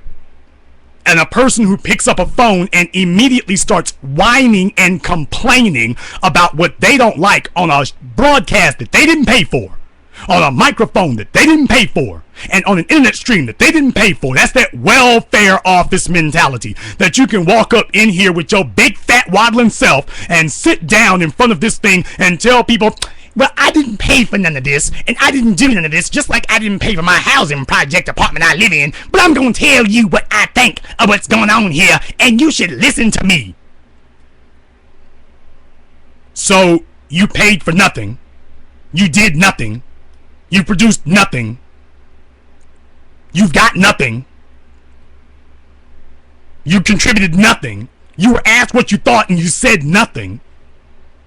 I am very offended when somebody does that, because there are a lot of people waiting on this line who wait a very long time to talk to me, and I never get to talk to everybody.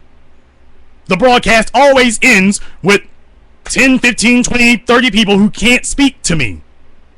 And for all those people that have to wait so you can sit here and pitch a fit because you wish you had a broadcast that anybody gave a damn about, so you called up the guy who does have one so you can sit here and complain.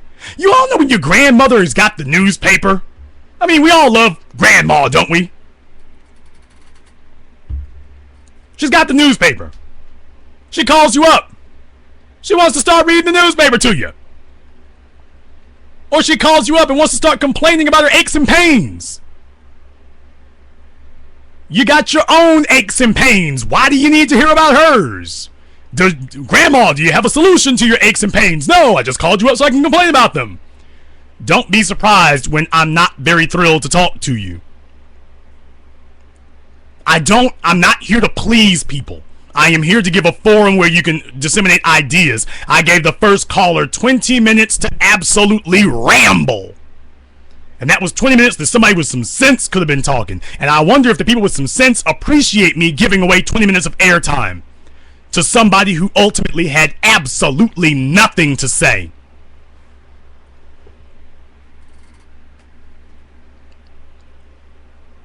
No, ma'am. I don't nurture grown men, and I don't finesse grown women. I expect adults to act like adults. That's what I expect.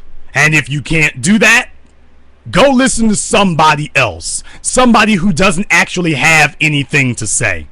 When I tell you on this microphone you're on live, I expect for you to bring intelligent black thought. If you can't do that, you picked the wrong damn number to call, let me tell you. For everybody on the line who thinks that this is the entertainment hour and we're going to sit here in a circle and discuss our feelings and whine and complain about the things we don't like, let me tell you, you picked the wrong damn broadcast to do it on. You picked the wrong one. You have been fairly warned. Caller from the 951, you're on live with the Black Channel.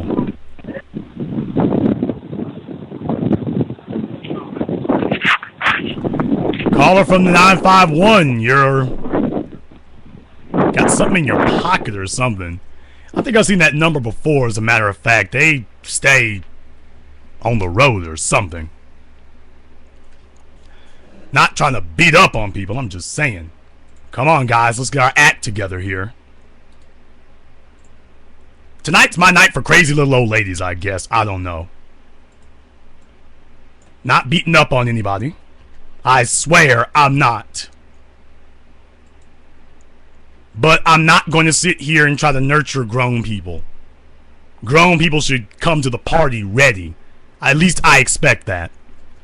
Caller from the 313, you're on live with the Black Channel. Yeah, I'm calling from Detroit. What's your name? Vaughn. You could have said that. You called in before. What's on your mind? Yeah, I got an idea. Hey, listen, here in Detroit, which is 85% black, but only 1% of the commercial property is owned by black folks. It's just, we have a crash in the city. Well, the whole country had a crash of home property values and foreclosures. Well, that may have happened, but now there's a overabundance of vacant homes and vacant lots and vacant commercial property. This is an opportunity for black folks to get their act together and start buying up this stuff and trying to straighten out that imbalance that's going on in the city of Detroit. The thing about it, they're selling homes in the city of Detroit for $100 to $2,500. Obviously, if you get them back for $100, they can be intact. But even the ones from 25 actually up to 7,500, they'll be intact. They'll need some cosmetic work.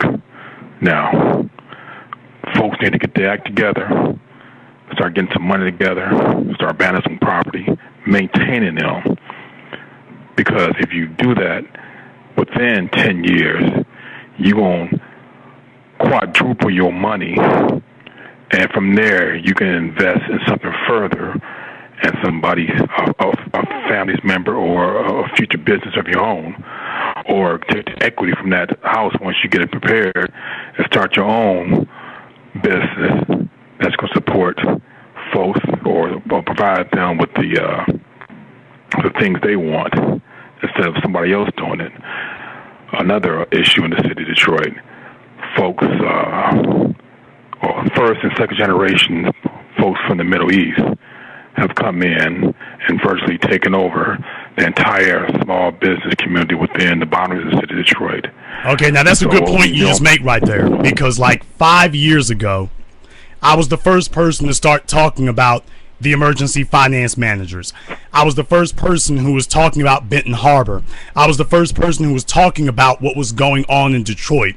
I was the first person who read from Time magazine and from other publications about how that Detroit is looking to, they were talking about how they were looking to the Arab population to see about the economic revitalization of the city. So you've got a majority black city, but that essentially is controlled by the Arab minority. In most of those neighborhoods where black folk are, they have to go to a non-black person to buy something. In a city where 80% of your population is Arab, that doesn't make any sense. That doesn't make any sense. Absolutely. Let me tell you how I got there. You know, obviously, we all know this is the one time was the motor capital of the country. You can come in Detroit, get a job at one of these plants or suppliers, make a hell of a lot of money with less than a high school education. You could support your wife, your kids, you could support your other woman, and support two households on one paycheck, and that will take you for the rest of your life. And on top of that, when you retire, you will have enough money to leave a legacy behind. These guys who came in these plants, let's say just in the 70s, retired. They're retiring with a pension, Social Security, and somewhere between 200 to 500 grand in the bank from money they collected over that 30 years. So you came in, people in the city didn't think about starting a business. You came in to live a high life. You work hard, and you got some money, and you haven't need no education. Well, that concept, that mentality didn't change, and people expected to get those jobs. They didn't have no idea what entrepreneur was or starting a business. I mean, there's a few of them.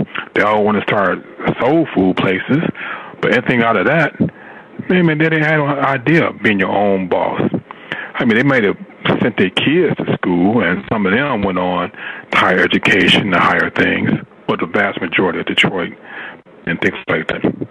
So starting from the 70s on, folks know these folks made some money.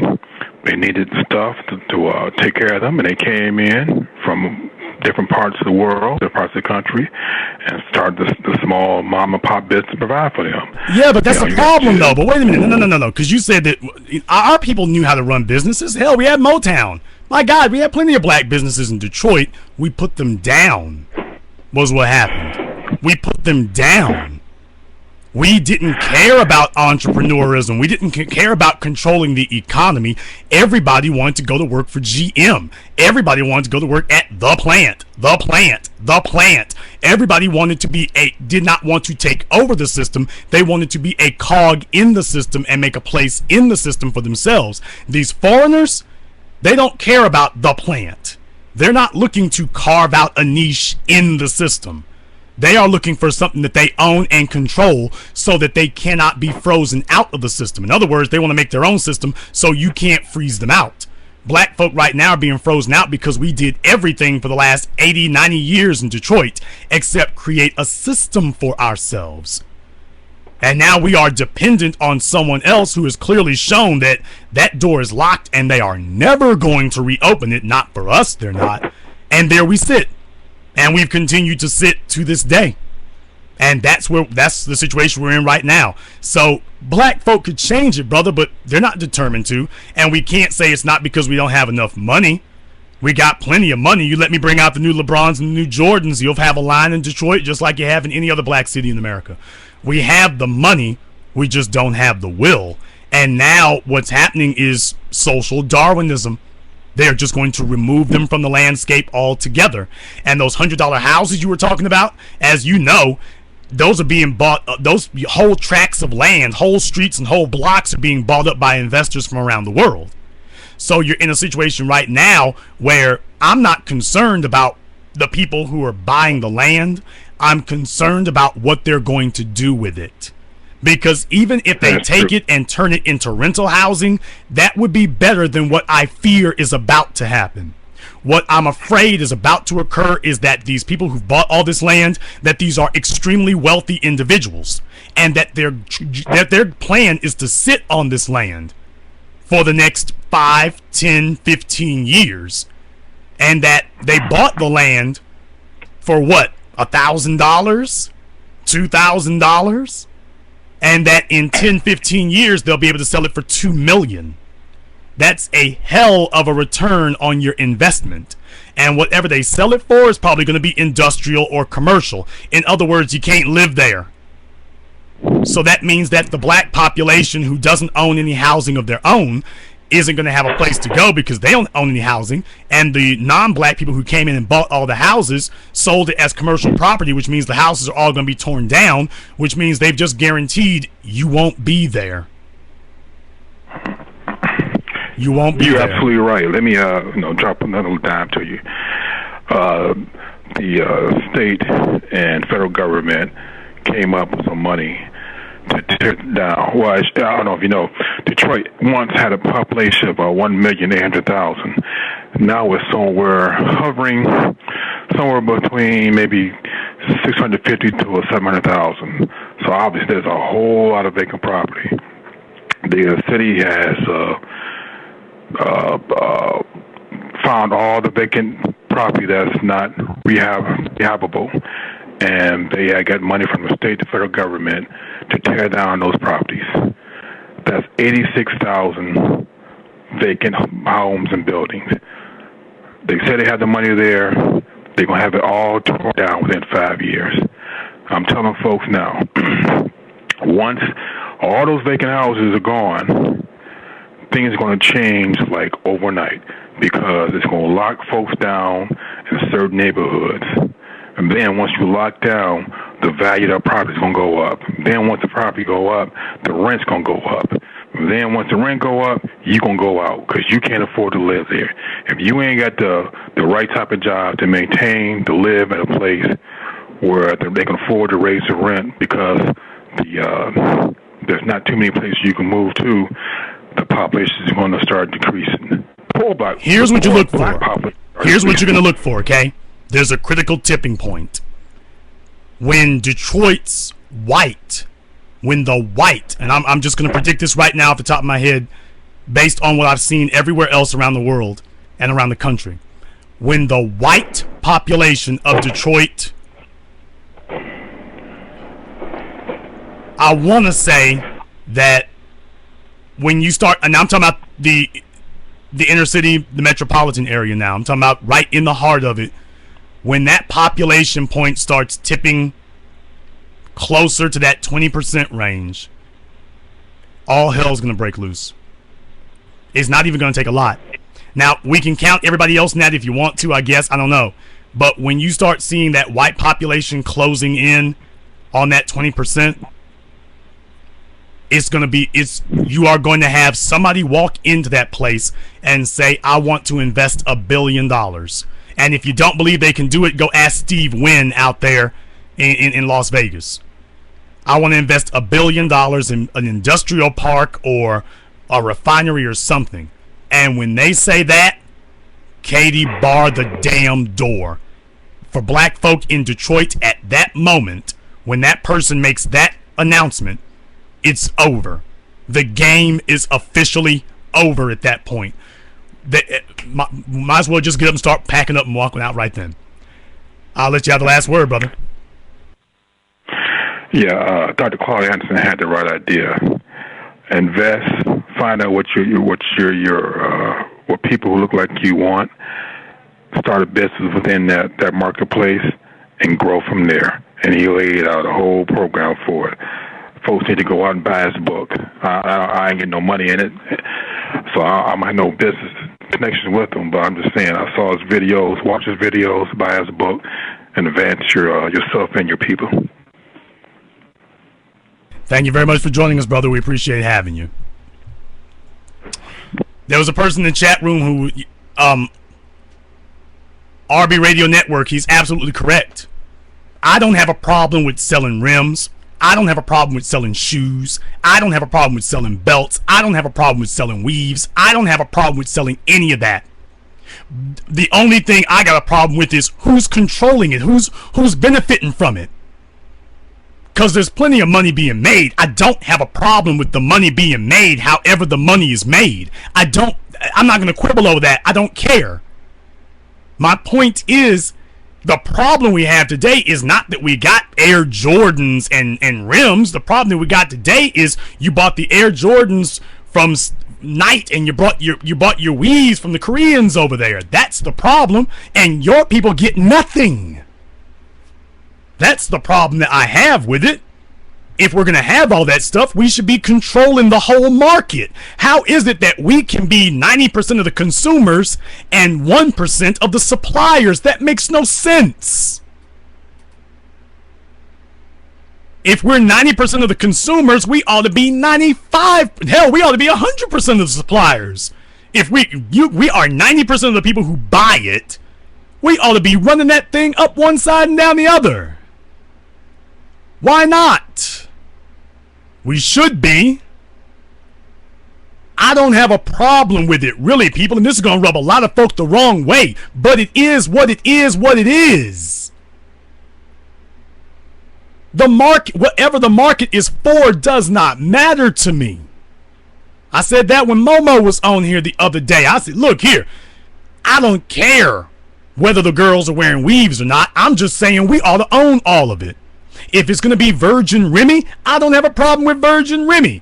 What I am saying is when they scalp that chick over there in India, once that big ass bush of hair leaves that man's hand, that should be the last time that weft of hair touches a non-black hand. Because if the end consumer is going to definitely, absolutely be a black woman, from the moment he scalps her, that should be in our hands from that moment on, until it gets to whatever female is going to sew this on her head. And that's real talk. So no, I am amoral where that's concerned. That might upset a lot of people. I am amoral about that. I really am. I don't worry about that at all. I'm totally amoral about it. We got a lot of phone calls on the line right now from the 312-418-687.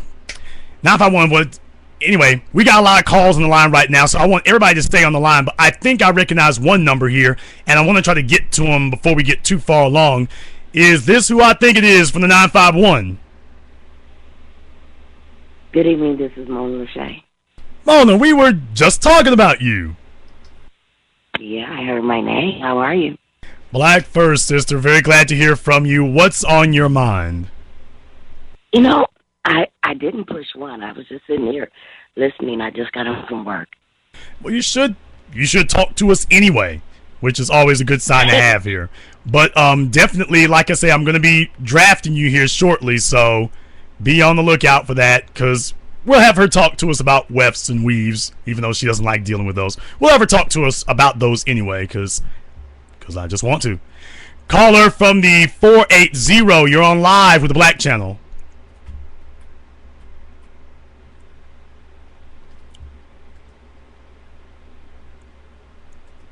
Caller from the 480, you're on live with the Black Channel. Caller from 480, it sounded like he was trying to say something, or perhaps he has been abducted. I certainly hope that's not the case.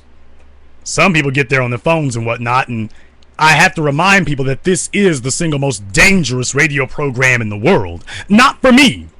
Not for me, mind you. Not because something might happen to me, but because you might not make it to the end of the broadcast. You might not make it. Not a threat. Just a warning. Some people wouldn't like it if you did. Just a warning.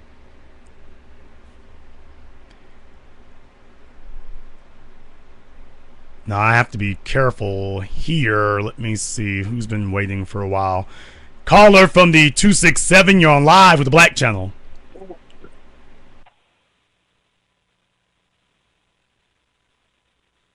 Caller from the 267, we can hear you.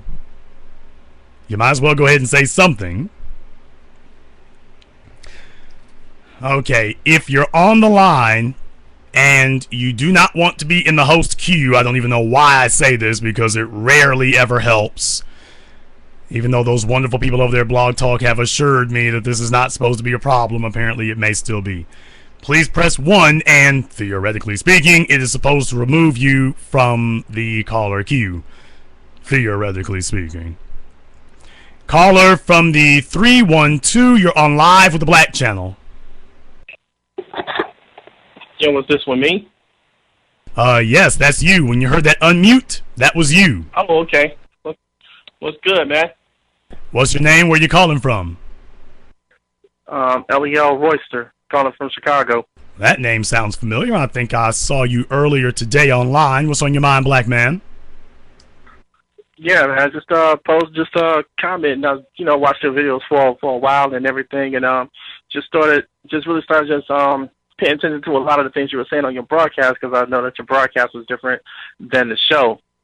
So, like the guy was talking about, and what's happening in Detroit, that stuff has already happened in Chicago, and it's ratcheting up as we speak. What he was talking about was the gentrification of Detroit, with all of the houses and everything that's being bought up. Well, that stuff happened in Chicago, and I know you're probably aware of the projects and everything being torn down, with a lot of the black folks that lived in there was being sent out all over, to spread out throughout the city, and then being what's the word I'm looking for? Being shifted out to the suburbs. They were getting a lot of Section 8 homes and everything. So, crime went up around these different areas. But the thing that they did was they tore all these buildings. They tore these buildings down. Now they're rebuilding on them, and they're rebuilding on them into the level that people that lived in this neighborhood for 30, 40, 50 years or whatnot cannot even afford what's being built there. There's some low and middle income places there, but that's all in quotation marks, because it's still really not. That's an interesting thing that you just said there, because there was an article that I was going to post up that I saw earlier today that said, the new wealthy poor. that these are people, Right. according to their income, they technically shouldn't be considered poor, but they are. And the 21st century is going to, that was an excellent point you just made. The 21st century is seeing us have to redefine what it means to be poor. Because the old idea of food stamps and welfare, that's not really poor. What is poor? Well, poor is when you cannot afford to pay for what you have. And now, what the point you're trying to make, though, is that, but because everybody tells themselves, well, of course I can afford to pay for what I have because I can control what I pay for. And what you're saying is that there's a lot of things you can control, but you cannot control if the housing values in your area double. Now that you can't control. Exactly. So what are you going to do when you're making $14 an hour or $20 an hour, and you were making $1,000, you were paying $1,000 a month in rent, and then the values double to $2,000 a month? Now your paycheck isn't going to double, but the values in that area accounts for that. Yeah, the values in the area doubled, but your paycheck is not. What are you going to do? You still make $15, $20 an hour, but it's no longer enough for where you live. I mean, I've been through like New York and Washington, D.C. and Philadelphia and whatnot, and I'm sitting there saying, you know, I'm looking at parts where I'm from in Louisiana, $20 an hour would take care of pretty much anything anywhere. And then you move to a place like Chicago, a place like Detroit, a place like New York, a place like Buffalo, a place like Boston. And you realize that, man, I didn't know that housing values could double within 24 months. I didn't know that. Because I'm from a place where that does not happen. Housing values don't double in Louisiana. I mean, the only exception was after Hurricane Katrina, and that's only because you wiped out the city of New Orleans. But as a regular course of business, it is nothing for that to happen as a regular course of business in one of those huge metropolitan areas. And I've lived in a few, but it's nothing for that to happen in a place like that. And what you're saying is that a lot of people are just unprepared for that, correct? Exactly. And we're not thinking about that because we're looking in the short term. We're not thinking 5, 10, 15 years down the line. See, where I grew up, lived near was near the University of Chicago, and there was right now, and there's a ton of vacant lots in that area. You can see from the park like three, four blocks down. When before in the late 80s, early 90s, you couldn't see that far because there were buildings standing there. Now it's just acres of vacant lots. Those were mostly bought up by the University of Chicago, and they just been sitting on them for like 15 years or so. Now they're starting to build on them, and they're expanding everything where they that they own for their campus into the neighborhoods where they used to keep it into an isolated area where Obama lives now. So, and coincidentally, he lived down the street from his state senatorial office. But yeah, all in that area was always the plush and posh neighborhoods and whatnot because that's where all the white folks live in that area. Now they're starting to spread out into the neighborhood, and so somebody's got to go, and it ain't gonna be them. It's gonna because they the ones that's gonna be owning everything. We don't own any of it. We just rent. We don't own none of the businesses in the neighborhood, and we don't own any of the buildings. We don't own pretty much anything. So they can do whatever the heck they want to do because, you know, there's nobody really there to fight them. And, you know, in that area, the aldermen were corrupt. I mean, it's just crazy. So, you know, the thing that black folks got to do is understand where we are right now, and then work to try to fix those things. Learn about ownership. Learn about gentrification, and understand the impact of what that's going to have. Because right now in Inglewood, one of the most notorious neighborhoods in Chicago, they're building a Whole Foods. They're not building a Whole Foods for the people that live there now, and they're about to start offering vacant lots for $1. But there's a whole lot of caveats that go along with it. Okay, now let me slow you down here for a moment because you live there. You said they're building a Whole Foods in Inglewood. Yeah. Now Inglewood is notorious nationwide, by the way. Yeah, I know. I'm about to say you already know that's Boot Hill. But I mean, they're building a Whole Foods, really. Is this like a strip mall where they're building a bunch of other things too, or this is just a Whole Foods just sitting by itself? It's going to be a Whole Foods sitting by itself. It's going to open in 2016. So what they're doing now is they're offering vacant lots, and there's a ton of them in there for like $1. But like I said, the people can't afford the property taxes that are going to come along with it. You have to build something on it. They don't have the money to do those things, and there's nobody investing the money for them to do that, because you have to live in the area. You have to live in the area first, or some crap like that. But there's still a median income that you're going to have to meet in order to be able to hold on to this land. You have to be able to put a fence around it. You have to be able to do a whole bunch of different things. And, a lot of those people that's there are going to be priced out of that. So while it looks good while it looks good that you can buy for $1, there's still a lot of loopholes that's going along with that. And now those loopholes, like you said before, the devil is in the details. Those things are going to keep those people from being able to buy those particular lots, because they won't be able to build anything on them. So they're going to go to somebody else who will be able to build on them. I don't live there, okay? And those are not going to be for us. I don't live there, so I don't know. I don't live in Inglewood, so I couldn't. Maybe you can tell us. How far is Whole Foods' target demographic from that store? Since obviously it's not Inglewood, how far is their target demographic?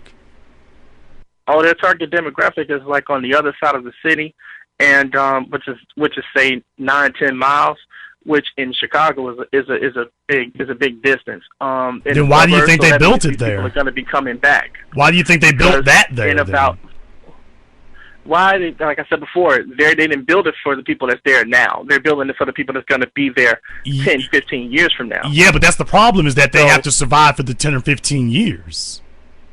Oh yeah, they got a plan for that. They're going to offer some food at a lower price for the people that's there now. But like I said, it's built for the long haul. It's not built for the short term. Okay, let me ask a few questions here, because I don't think that's quite right either. Let me find out here. Okay. Where they built this Whole Foods, how far from a freeway is it? How far from a freeway is about 5 minutes. Okay, so it's actually very close to a freeway. Straight shot. Yeah, so that's the first thing. It's straight shot. Okay, the land around the Whole Foods, that's what I really need to find out about. So now that we know how they expect current and future traffic to get in and out, this also tells me what their future plans are, so that's going to direct my line of questioning.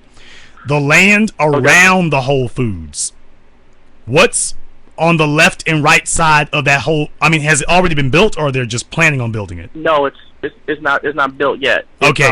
It used to be a jewel that was there, but okay, in that area there was a big strip mall that was there, but they've since torn some of that down because they rebuilt the community college that was there. They moved it from one spot to another, to that area. Like I said, they've been rebuilding that area for about 5, 6, 7 years now. But before it was starting to get run down. That was the big shopping commerce area for Inglewood at that, for that part of Inglewood at the time. But we don't own none of the stores there either, so it was all Arab owned. But now they've changed it, and this is just another piece of the puzzle fitting in. You see what I'm saying? How much land would you say there is right there in the area that they're trying to build on? How much land that they can build on before you get to houses? That's the important thing. Before you get to residences, how much land would you say? Houses are within, like, say 200 feet in any direction. That doesn't sound. In any direction, it doesn't sound quite right. The layout of the, huh? That sounds really, really peculiar. Yeah, the layout of the land around there is really weird because it's a central hub, and everything surrounds that particular part of it. If you get what I'm saying, there's a big intersection, and then north, south, east, and west. You see what I'm saying? I may be off on the measurement. Here's the thing. Here's what I'm saying is that Capricorn basically in the chat room basically beat me to it. It's that typically when you're going to do something like this, you have an anchor tenant. Now, like for example, when they build a Walmart, usually you're going to find those things in the middle of something larger. Although those monsters are so big today that they basically are a shopping strip unto themselves. But I mean, if you have something like a Kroger's, I don't know if you got those up in Chicago or not, but you know, Whole Foods is a little bit different. No. But if you have something like a Kmart or something like that, they're usually what they call an anchor tenant, and they use that one as the main store, and then they build a bunch of other ones around it. You know, shoe places and hair salons and Radio Shack and whatever. And what I'm saying is that, you know, usually in a situation like that, you know, you're going to need about 30, 40 acres of land. When you take into account the structure itself, parking, and the additions we'll be making, usually you're looking at like 30, 40 acres of land. If you're kind of sparse, you might, you know, do 15, 20 acres. If it's going to be a big chunk, we might need, you know, 30 or 40 acres, depending on the size of it and whatnot. So what I'm saying is that... I understand something about this area. Go ahead. Well, what I'm saying is that with an eye towards the future, if you're not talking at least, you know, 10 acres of land, well, that's why I asked you, have they already built it? Because I'm like, rumors go together with empty lots, you know, they're breaking ground. They broke ground on it. They're going to be, like I said, it's scheduled to open in 2016. So this is already in place. This has already been announced. It's happening. So shouldn't take that long to build a grocery store. This area is a residential area with this big strip mall area that was there. There was no big stores there, you know, just local like Aldi and Jewel and Walgreens, things like that. But it was all local, small, foreign-owned stores in the strip mall area down Halsted. Now this store is going to be like the first major food store in the area, like, period, beyond the Jewel. So, but that's what I'm saying.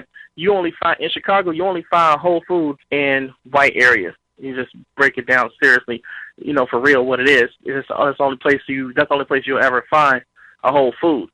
This is the first one that I've ever heard of that they would build in a black neighborhood. Well, that's across America. I mean, Whole Foods is not a cheap place. So across America, that's the suburbs or major shopping center thing. My thing is when you take a look at the future towards growth, it's going to be kind of hard if you're going to go plug this thing off right smack dab in the middle of a residential area. That's going to be a particularly heavy lift to try to do as far as making that thing profitable. So that's what I was telling you about. People are being moved out, and then also people are being offered cheap vacant lots to build on, to build new stuff, to build new homes, new houses, and everything. Like I said, it's not going to be for the people that's there now because those people are going to be priced out, like we were just saying earlier in the conversation. So I see this as a chess piece. I see it as a chess piece is moving on the chessboard. You know, while they're playing, you know, grandmaster level Harry Potter wizard's chess, we're still playing Chinese checkers. So, you know, that's a game nobody understands. So we got to figure that part out. We got to understand. We got to get on the same playing field, and that's just not happening. Well, definitely. I mean, that's why I was saying that it's going to be kind of hard to get a Whole Foods in there like that. If they're going to do it, that's fine. I don't know how much fighting they want to do with residential, you know, with residences to try to get more land, because if the thing is successful, that'd be different.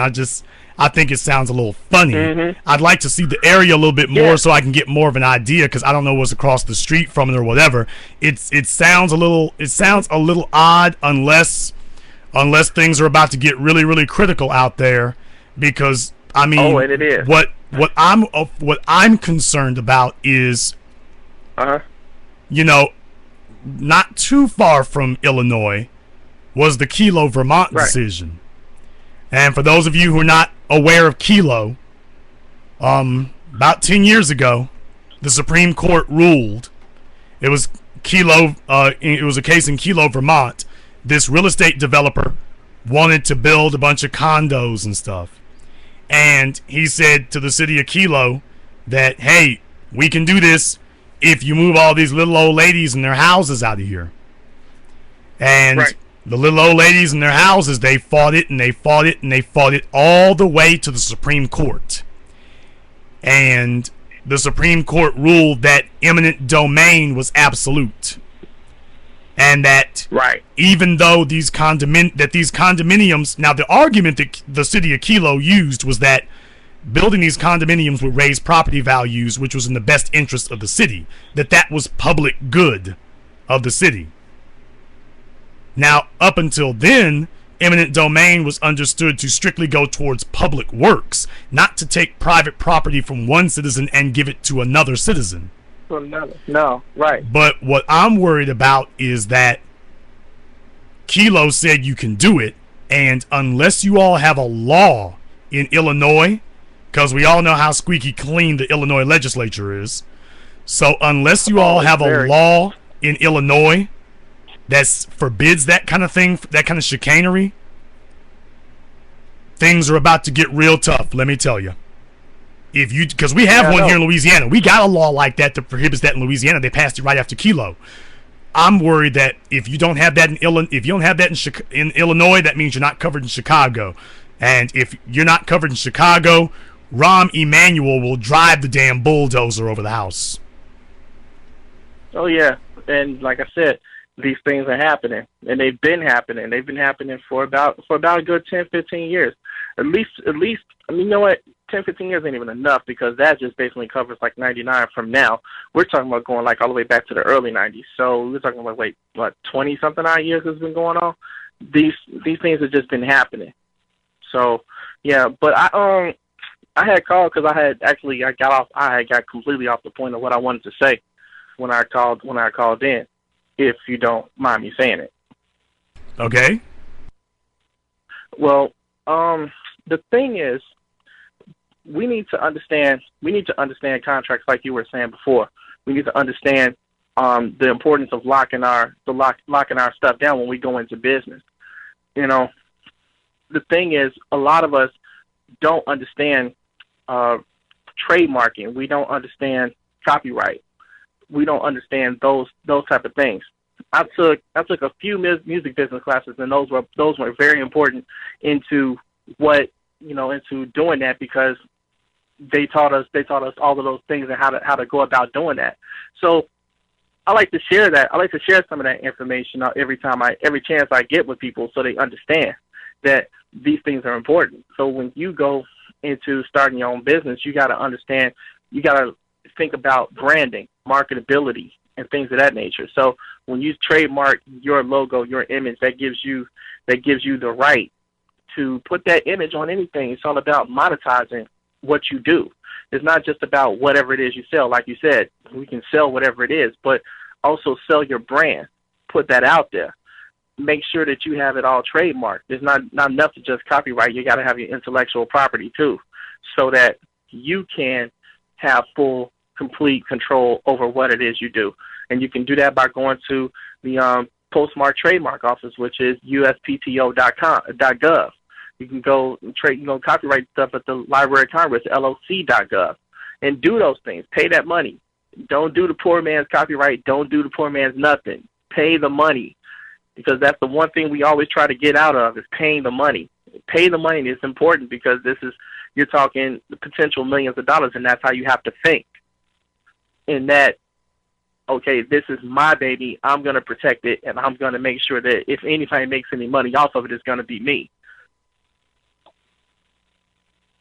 Well, definitely, I think those are great points for you to make there. How old are you?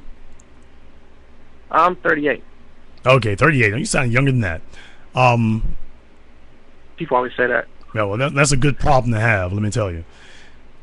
At 38 and living in Chicago, what do you see as your prospects? Because you actually were not off point before. Because here's the problem, my friend. You can have all the copyrights and trademarks in the world. That doesn't matter if you don't have a place to live. What do you see as your prospects for being able to stay in Chicago? You're 38 right now. It's not like you got a bunch of time to be making a decision about whether that place is viable for you. What do you see as your prospects for the future? See, the thing is, I'm considering getting out of Chicago, because Chicago is getting worse and worse and worse for black folks. It's not getting any better.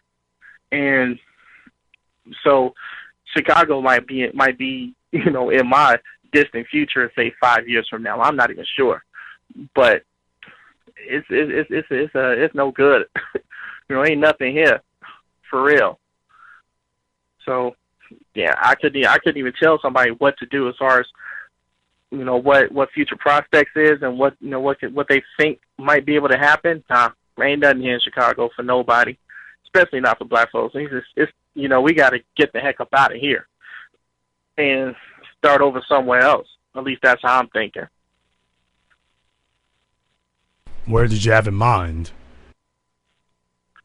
I don't even know at this moment. I've been up and down the East Coast a little bit, but all I know is Chicago is the most overt racist city in the country. I mean, they act like everybody is all inclusive, but no, this place is full of racism. So it's crazy.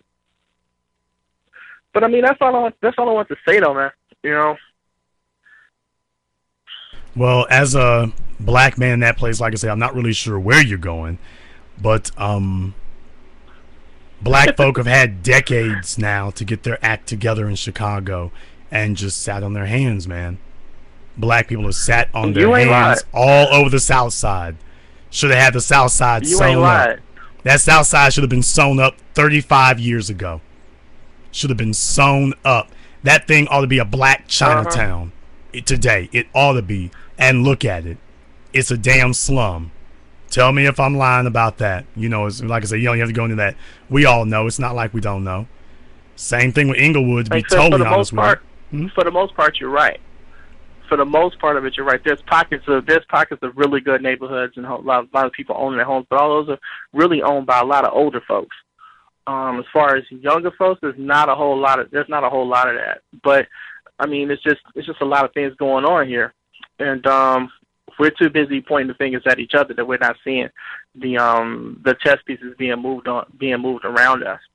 That's why I was telling people before, we could have a lot of things if we just diverted the money that we use to support other neighborhoods, and we could be able to do a lot of the things that we need to do as far as building and rebuilding our neighborhoods and building the things that we need here. But we divert our funds to supporting other people's neighborhoods that we don't understand.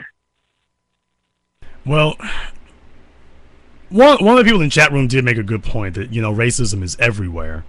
And what you were saying about that is that, I mean, I get your point. Don't get me wrong. I do get your point. Mm-hmm. But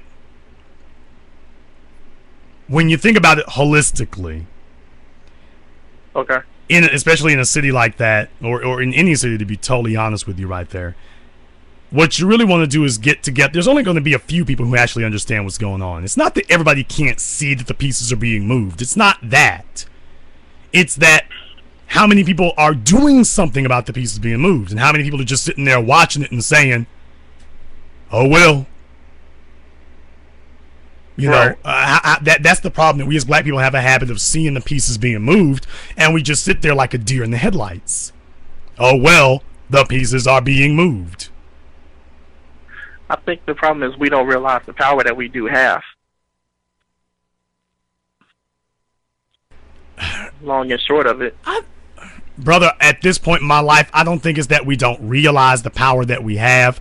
I think it's that we are we have become comfortable being the poorest people in America. We have just accepted that we have just accepted that poverty is, that this is just our fate. That we've taught our children that this is just our fate. This is just sort of like a ghetto is destiny kind of thing. Yes, exactly. Like Buddhism or Brahmanism or whatever. That this is a caste system, and it's just our place to be in the caste system. Right. Yeah, sort of like what that's like what Michelle Alexander talks about. A whole new racial caste being built and being established, and we're at the bottom rung of it. And here's the problem that I have with it. The 21st century will be like nothing else before it. Because you ain't lying about that one. This century is not about... It's not going to be a situation where you can make a place to be impoverished. It's not going to be that kind of place, man. That's not what's going to happen. You are not going to be able to carve out a niche for yourself as the poorest people in the society. Because as wealth becomes more consolidated in this century, they don't need people. They don't need all these excess people running around here. What do you think the Google robotics project is about? They bought Boston Dynamics. Why? It's only going to be a matter of time before you have robots. The human process. It'll only be a matter of time before you have once you have robot servants. Your place of being assured and existence and survival at the bottom of the food chain is very, very quickly evaporating. And people don't understand that. So that's why I'm saying that making ourselves comfortable being poor means that you're making yourself comfortable for extinction. Exactly. And you know what? Speaking of the robot thing, Amazon is doing that right now with their warehouses and everything. They have robots that actually go out and get your stuff out of in the warehouse and everything. It's all programmed. It's all automated and whatnot. It's pretty. They're talking about which is like a little far off into the future, but it's about robotic delivery systems where if you order something off Amazon, you're talking about the drones. And we Yeah. don't know if the drones are really viable or not. But here's the real problem. Yeah. The real problem is the fact that they're even talking about this. That's the thing that should be really scary. Did you realize that they're even discussing this? And the fact that they're even somebody that large and that mammoth is discussing this, it's like when Walmart started with the self-checkout. Now, for those of you who don't know, Walmart's original plan was to remove all the cashiers and to replace all the cashiers with those self-service checkouts. That was the original plan. The problem, they tried to phase it in. The problem is that the customers didn't like it. They wanted to have a person. So they still got the self-checkout ones, just not as many of them. But understand something. Yeah, because you go in there and see about 100 aisles and maybe four of them open. Yeah. And for those of you who don't know, I'm just going to go ahead and educate you all about this tonight. The reason why whenever you go into a Walmart, I'll just ask you, do you know why it is you go into a Walmart and you got 20 checkout lanes and only 4 people checking out? Do you know why that is? Automation. Okay, most people don't know why they have 20 checkout lanes but only 4 cashiers. All right. When they started ramping up into the supercenter system, when they first put together the business plan for how it would work, there were 2 things that they decided on. Number 1, we wanted a bunch of lanes. Why? Because efficiency dictated that if we had 20 lanes, we would never have to worry about a situation where we did not have enough cashiers or enough checkout lanes during holiday seasons, or we wouldn't have to worry about taking a register down and not having enough registers for all of our customers. So it was a contingency plan, was what it was. Right. It's worked out more or less. All right. The second thing, though, and this is the more important part, the reason why you only have a few checkout registers is because in corporate worlds, they have people who in some cases, they call them bean counters. But they're not really accountants the way that you're accustomed to the phrase being used. They are actually what you would consider to be corporate actuaries. Now, for those of you who don't know what an actuary is, in the insurance business, an actuary is a person who calculates the odds of a certain type of accident happening to a certain type of person. That's why if you are 20 years old, insurance costs XYZ, and if you're 30 years old, insurance costs ABC. That's what actuaries do. Their job is to calculate the probability of something happening. Think of these people more that way. Well, here's what the actuaries did. Walmart's executives decided, and you all can go look this up for yourselves, it's called funneling, is the term that they used. Now, once I use that term, it starts making sense to you. That's why they've got 50 people here, but only 4 lanes open. They did a study at all of their Walmarts, because originally they used to have half the lanes open, but they did a study. They wanted to find out. What they realized was that Eventually what will happen is the checkout people will run through all the customers that they've got. So what they wanted to know was, well, how many cashiers do we actually need? Well, how do you calculate that? They came up with a rather sinister and diabolical formula. What they did was they did some experiments at some of their stores. They didn't tell you, but they did this about 20 years ago. And what they did was they opened up one register during the peak time of day. Just one. The goal was to find out how long would a customer stand there with their buggy before they just left it and walked away. What the actuaries determined was that the magic number was 35 minutes. Now, think about your last trip to Walmart during peak time. And think about how long you stood there. They eventually whittled the formula down to 20 minutes. If you think about the last time you went to Walmart during peak time, think about how long you stood there. And if you ever stood there and then they said, we need Kadisha to come up here to lane 7. I need all my checkers up front. Think about how long you stood there before you heard them say that. Before that happened. Right. So what I'm saying is that if you think I'm just making it up, think it over for a few minutes and you'll start to realize, well, I'll be damned. And then you go to your local store, like Kroger's or Whole Foods or whatever, and that never happens. Or Publix, and that never happens. And the reason that it never happens is because they're not, most of them are not using the same formula of funneling. Unfortunately, they're starting to. That's the bad news.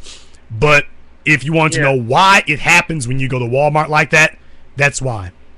That study was done, and once they had the magic number, they just said, well, now we know exactly what to do with you. The same thing happened when I worked for AT&T and Verizon. They had AT&T and Verizon are the absolute worst about researching their customers. When they first started coming out with the iPhones and whatnot, at AT&T, they wanted to find out what customers wanted more because they wanted to come up with a different type of plan. And they just put out surveys where they asked focus group and asked customers, what was more important to you? Your cell phone? If you had the choice between paying your cell phone and paying your rent, which one would you pay? The customers made the ultimate mistake. They answered honestly. What they said was, I'd rather pay for my cell phone because if I needed a place to stay, I would need to have a way to contact people. AT&T and Ed Whitaker and all the rest of them smiled when you said that. Randall Stevenson grinned from ear to ear when you said that. Because most people do not understand what you really just said. They thought they were just answering honestly. You'd be willing to pay through the nose for it. What you really just said is that my phone is more important to me than a roof over my head. Next thing you know, your bill jumped from unlimited service for $50 a month to 2 gigabytes of data for $100 a month. And no new cell phone towers. And no new cell phone towers. Right. And it all, once you think about it that way, it all starts to make sense to you now about why you've been getting done the way you've been getting done. Because, and even if you didn't take the survey, the problem is the Jamuchi next door sold you out is the problem. So you are paying for their bad answers. You're paying for it. Unfortunately, you're still paying the cell phone bill too. So they understand you better than you understand yourself in a lot of ways. And if black people did the same type of research, we'd have all of them in our hands too. Unfortunately, those other people take a meticulous amount of time to set up the deck intricately, and we don't even read the manual, much less the fine print. I'll let you have the last word, brother. Yeah, I was just saying, yeah, just like you said, they take meticulous time to stack the deck. Shoot, we're not even playing with the same deck of cards. We're playing with some other ones. But yeah, man, I just enjoyed this conversation. It was awesome. I was, really hoping to get. I was really hoping to get in. I hope I didn't, jump ahead of anybody else. But yeah, just keep this building thing happening, and keep everything. Just keep it all going, because this is a great and wonderful thing that you're doing. Thanks for allowing me to have a little time to speak on your show, on your broadcast. I appreciate it. Hopefully, looking forward to we can do it again. And Black first, man. Black first, brother. Thank you very much for joining us. We appreciate it. That was a good phone call, brothers. 38 years old, sitting in the belly of the beast up there in Chicago. It is crazy. It is insane. It really, really is. And that's what they have happening up there right now. That's really what's going on. People, they have analyzed you up one side and down the other. They know you better than you know yourself. They know you better than you know yourself. Kind of makes you wonder, is that what happened to Aaron McGruder? See, we bring this thing full circle. Is that what happened to him? A young black man who walked into that room thinking he had everything sewn up, thinking he had the deck stacked on his side, and then found out that no, it's not. No, it's not at all. It's not stacked at all on your side, man. If you let them write the rules, it is going to be firmly stacked in their favor. That's the way it always is. What do you own? What do you control? And what are you passing down? Oh yeah, you can probably add a fourth one in. What did you do to make sure about that? What did you do to ensure that? Caller from the 917, you're on live with the Black Channel.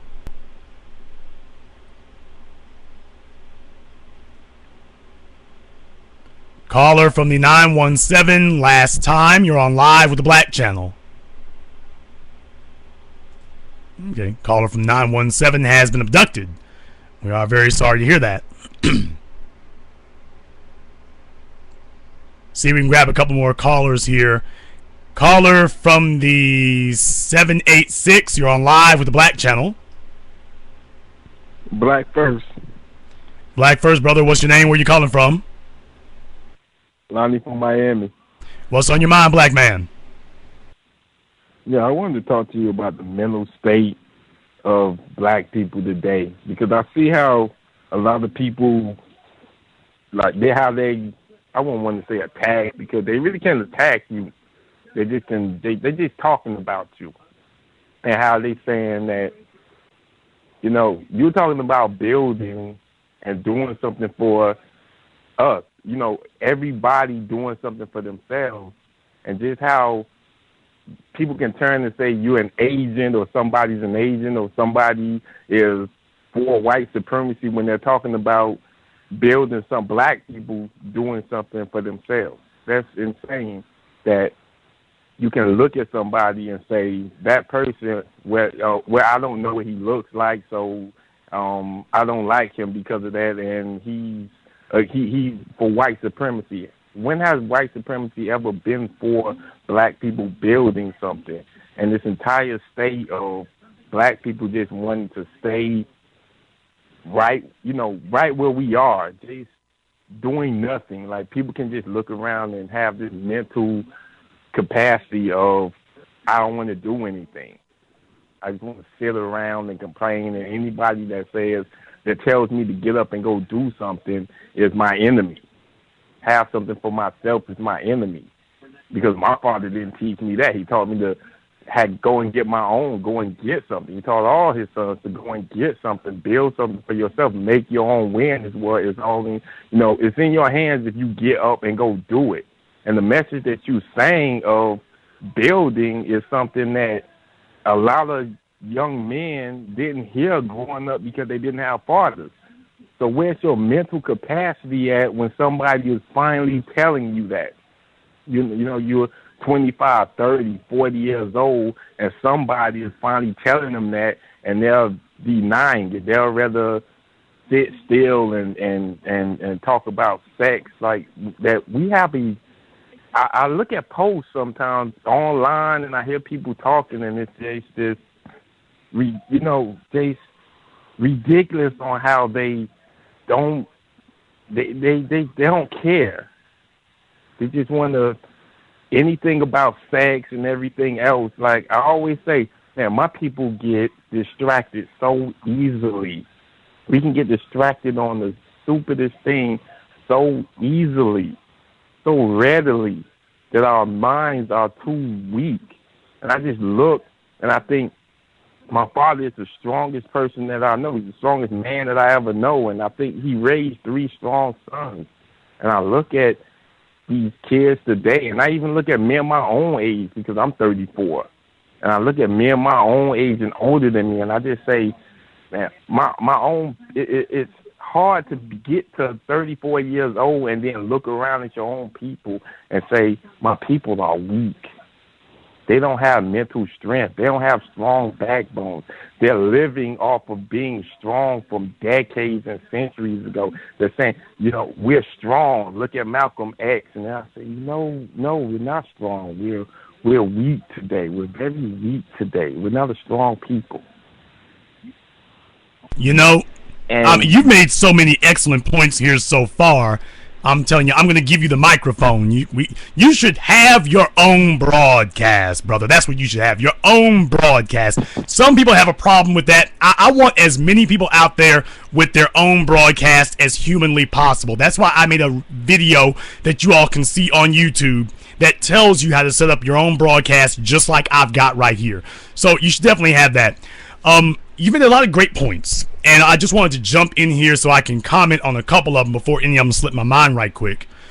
When you said that we are living off the accomplishments of people from decades and centuries before, a person should be ashamed to say, we are a strong people, look at Malcolm X. And I don't mean that the way that some people would think that, or that most people would be taking that. Look what you're saying. I mean, this is what you were talking about. Okay, yeah. You're saying that we are a strong people because of Malcolm X. Why didn't you say that we are a strong people because of you? You're talking about we're strong because of what Malcolm did. Okay, but what have you done to make us strong? You haven't explained any of that. You're telling me that we're going to live off of Malcolm's accomplishments? Malcolm was supposed to have a baton. And when he was killed, that baton passed to you. That's what happened. And what you're saying is, I'm looking at the baton, I'm playing with the baton, but I'm not running with it. This is a great baton that Malcolm brought me. Let me sit down and go watch World Star Hip Hop. Let me sit down and go talk about the pyramids. Let me sit down and talk about Denmark Vesey and Nat Turner and Marcus Messiah Garvey. Let's talk about them. Let's not talk about me. That's what you were. Now that goes back to the original point you made. Black people will do anything and everything, anything possible to change the conversation away from themselves. They'll do anything anything earthly possible to get it off of themselves. A rather depressing point that you made, sobering I should say, maybe not depressing, but a sobering point that you made is that if a black man is in his 40s and this is the first time that somebody brought the gospel of entrepreneurship to him. He made it all the way from age 1 to 40 with absolutely no one telling him that his self-worth is tied to what he owns, controls, and is passing down. He's been a perfect tool of servitude, but that's all he's been. And this is the first time that anybody was able to do that.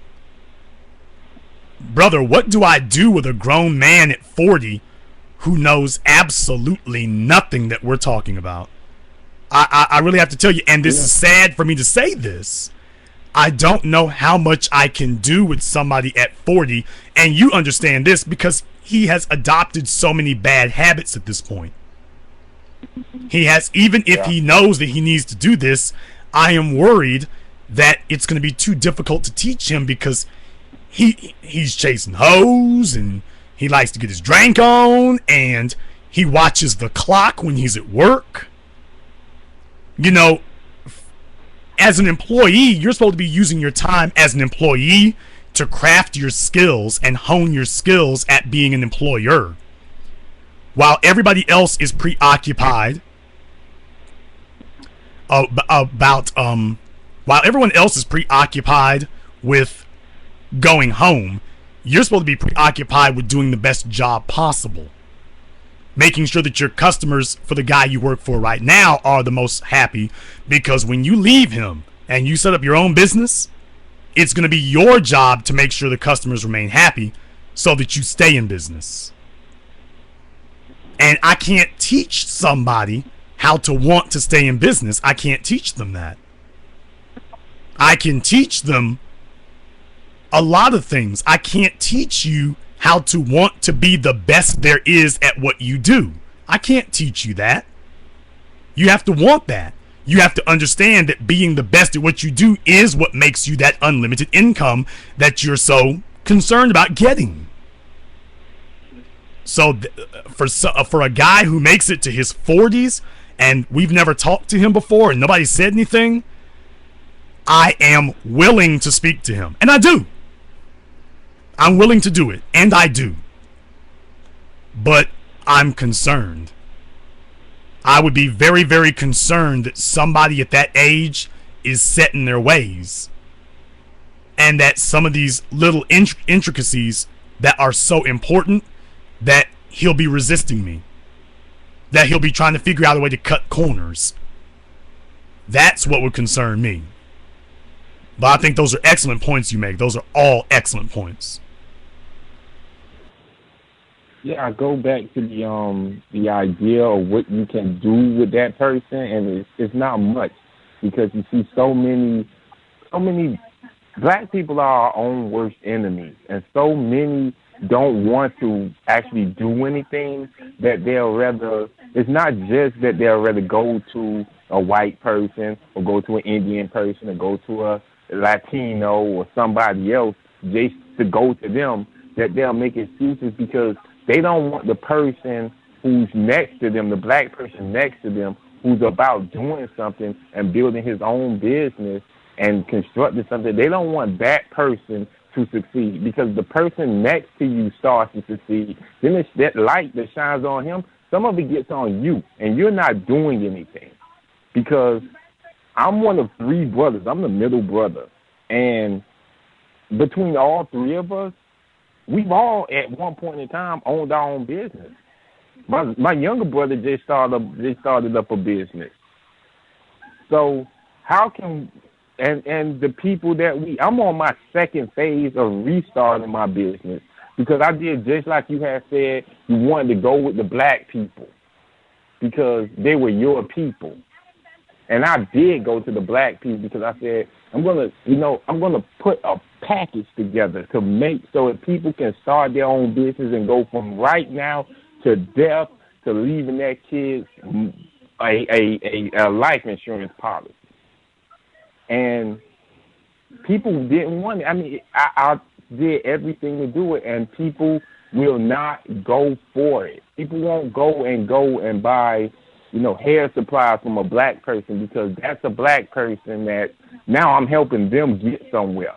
So as I'm helping them get somewhere, I'm not going anywhere. So I'm not going to let them become, successful and I stay here. And that's our biggest problem. So that 40-year-old man he has no plans on ever getting anywhere, no ideas about ever getting anywhere. So he'll rather sabotage the next black person next to him that's trying to get somewhere rather than to help that person get somewhere. Well, that's a black person that if you're a hard worker, you helped him get somewhere. Now he has a job for you. Now you're not working for a non-black person. You're working for a black person, and we can't do that. I look back at the idea of the old movie RoboCop, where they built New Detroit. Old Detroit was just all messed up. So they decided it's too messed up to fix, so they built New Detroit next to it. And it's sort of like we just have to take the black community and take out all the good black people that actually are worth the crap and build a new black community next to it and put a fence up. Because they're just going to keep us they're going to keep us down, because there's a minority, and there's a vast minority of black people that are actually going to do something. And because we're spread so far, because this land is 3,000 by 3,000 miles. So everybody that you connect to that's proficient in that and building is so far away. So your help is so far away. I'm the only person I've heard call your show from South Florida. So I get very few calls from Florida. I get very, very few. I'm huge in Arizona. I'm huge in Philadelphia. I get very, very few calls from Florida. I said it 5 years ago when I first started. Florida's done for black people. It's done. It's not kind of on its way out. It's done. It's done. Yeah, it is. It's nothing here, because people don't want to do anything but achieve for themselves something, a quote-unquote secure job for some non-black person, and move to a less than minority black area. And that's it. They don't want to do anything more than that. And then compound it with, they don't want to help anybody else to achieve something. And this is the thought processes that other groups of people, other races of people don't have. When you come to this country and you're an Arab, Arabs help them. Arabs help other Arabs. When you're in this country and you have an idea and you're black people do not help other black people. So when you listen to your broadcast and you hear people who are on the same wavelength, you're not hearing people who are close to you to follow group economics. You're hearing people who are far away, just like the last caller that you had, Chicago. So if I'm sitting here and I'm like, my group economics partner is in Chicago. But you know what? Let's talk about that. Brother, when I did my documentary last year, my cinematographer was from Minnesota. And our assistant was from California. And the other assistant was from... Where the hell were they from? They're from someplace. Okay, but I'm just saying, we got 4 parts of the country from people. Louisiana, California, Minnesota, and parts unknown. But my point is, brother, it's like the movie Jurassic Park. Life finds a way. Being a business owner simply means that your job is to solve problems. This is not an insurmountable obstacle. If the person that you need to hook up with is on the other side of the country, brother, you find a way to make that work. If they are dead serious, like you are dead serious, it's like love, my friend. It's like marriage. If that's your wife, you find a way to get to her. You don't find excuses. You find a way. If you can't find a way, you make a way. But if that's the only person you can find and you know that they are as serious as you are, what in the hell are you waiting for? Didn't say be stupid. Didn't say be premature. But I am saying if you found the one, I know this sounds just like we're sitting down talking about marriage, but if you found the one, don't let anything stand in your way. These are obstacles that must be overcome, because understand something. Your survival could be at stake. The two of you working together have a much better chance of survival than the one of you working by themselves. Find a way. And we as black people today, we better make a way. I'm just telling everybody, look, I don't have all the answers. I can just tell you what I've done. I will give you as much assistance as I can. I will give you as much insight and advice as I can. But at the end of the day, understand something. There were several times during the filming of this documentary that I didn't know how I was going to do certain things. I didn't know how I was going to get to certain places in a certain amount of time. You know, I didn't know everything. Like I said, one of the people we were going to talk to called us in the middle of an interview and told us, you can only speak to me on this day during these hours. Wound up doing 14 hours of driving. But guess what? He's in my documentary. Brother, we're Africans.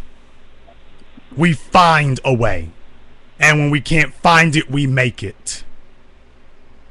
That is what we do. Look at the pyramids. Look at metalworking. Look at fire. Look at math. Art. Language. We didn't have a way. We made one. Now, if we could build the pyramids, and they still aren't sure and have no real idea exactly how we did that, thousands of years ago,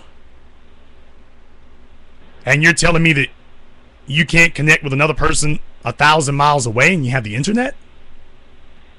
Pyramids, look at mummification. They still don't know how they did it. Okay, but you're telling us with the internet, you don't know how to collaborate with another person 1,000 miles away.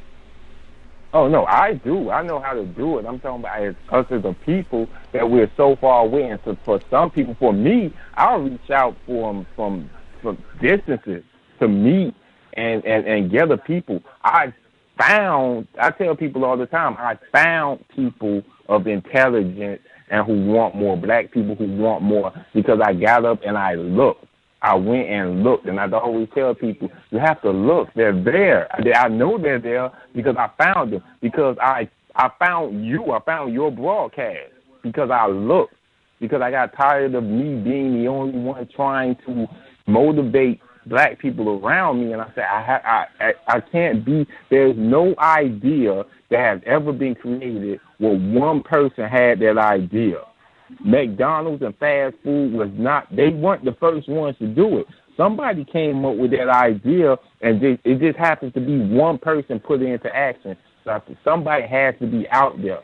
And I found you out there, and I found other people out there. So I tell people, look, you have to look because they're there. I would go to extremes to go and find people who are there. So I'll go. I want us to do this because we don't have anybody else. There's that large, like I told you last week, there's that 85% of black people who they will not, they're not on board at all.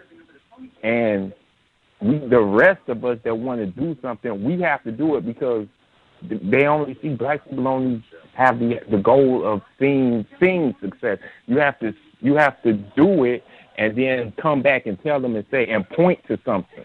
You can't just say this is how to do it. You have to do it. Now for those 15%, once they hear the idea and it's all rolling around in their heads, they can see it in their heads. They can imagine it. They can go to sleep and dream it. They can wake up and they can see it done, and they can start piecing together and making a plan. Today's March 22nd. By April 22nd, I should be doing A. By May 22nd, I should be doing B. They could do that. The rest of our people, they can't see that. They have to see the ending phase, and then you come back and show them that. And it's sad that we become a people like that, because when they brought the slaves over here, they saw that they were so intelligent that they only had to show them what to do, and they caught on and they went with it. They caught on and they did it. Well, they didn't go off and go get a bunch of dummies. I mean, they didn't get a bunch of dummies. They were from the bush, but it's not like they were from a country that didn't have fancy clothing as the Europeans had. But they didn't get a bunch of people who didn't know what they were doing. They understood how to do these things already. And with us today, it's not that we don't have the ability. We just lack the will in too many regards. We just lack the will. I'm going to go ahead and get some more phone calls in here, brother, but I thank you very much for calling us. Please join us again. Very good phone call. We appreciate it.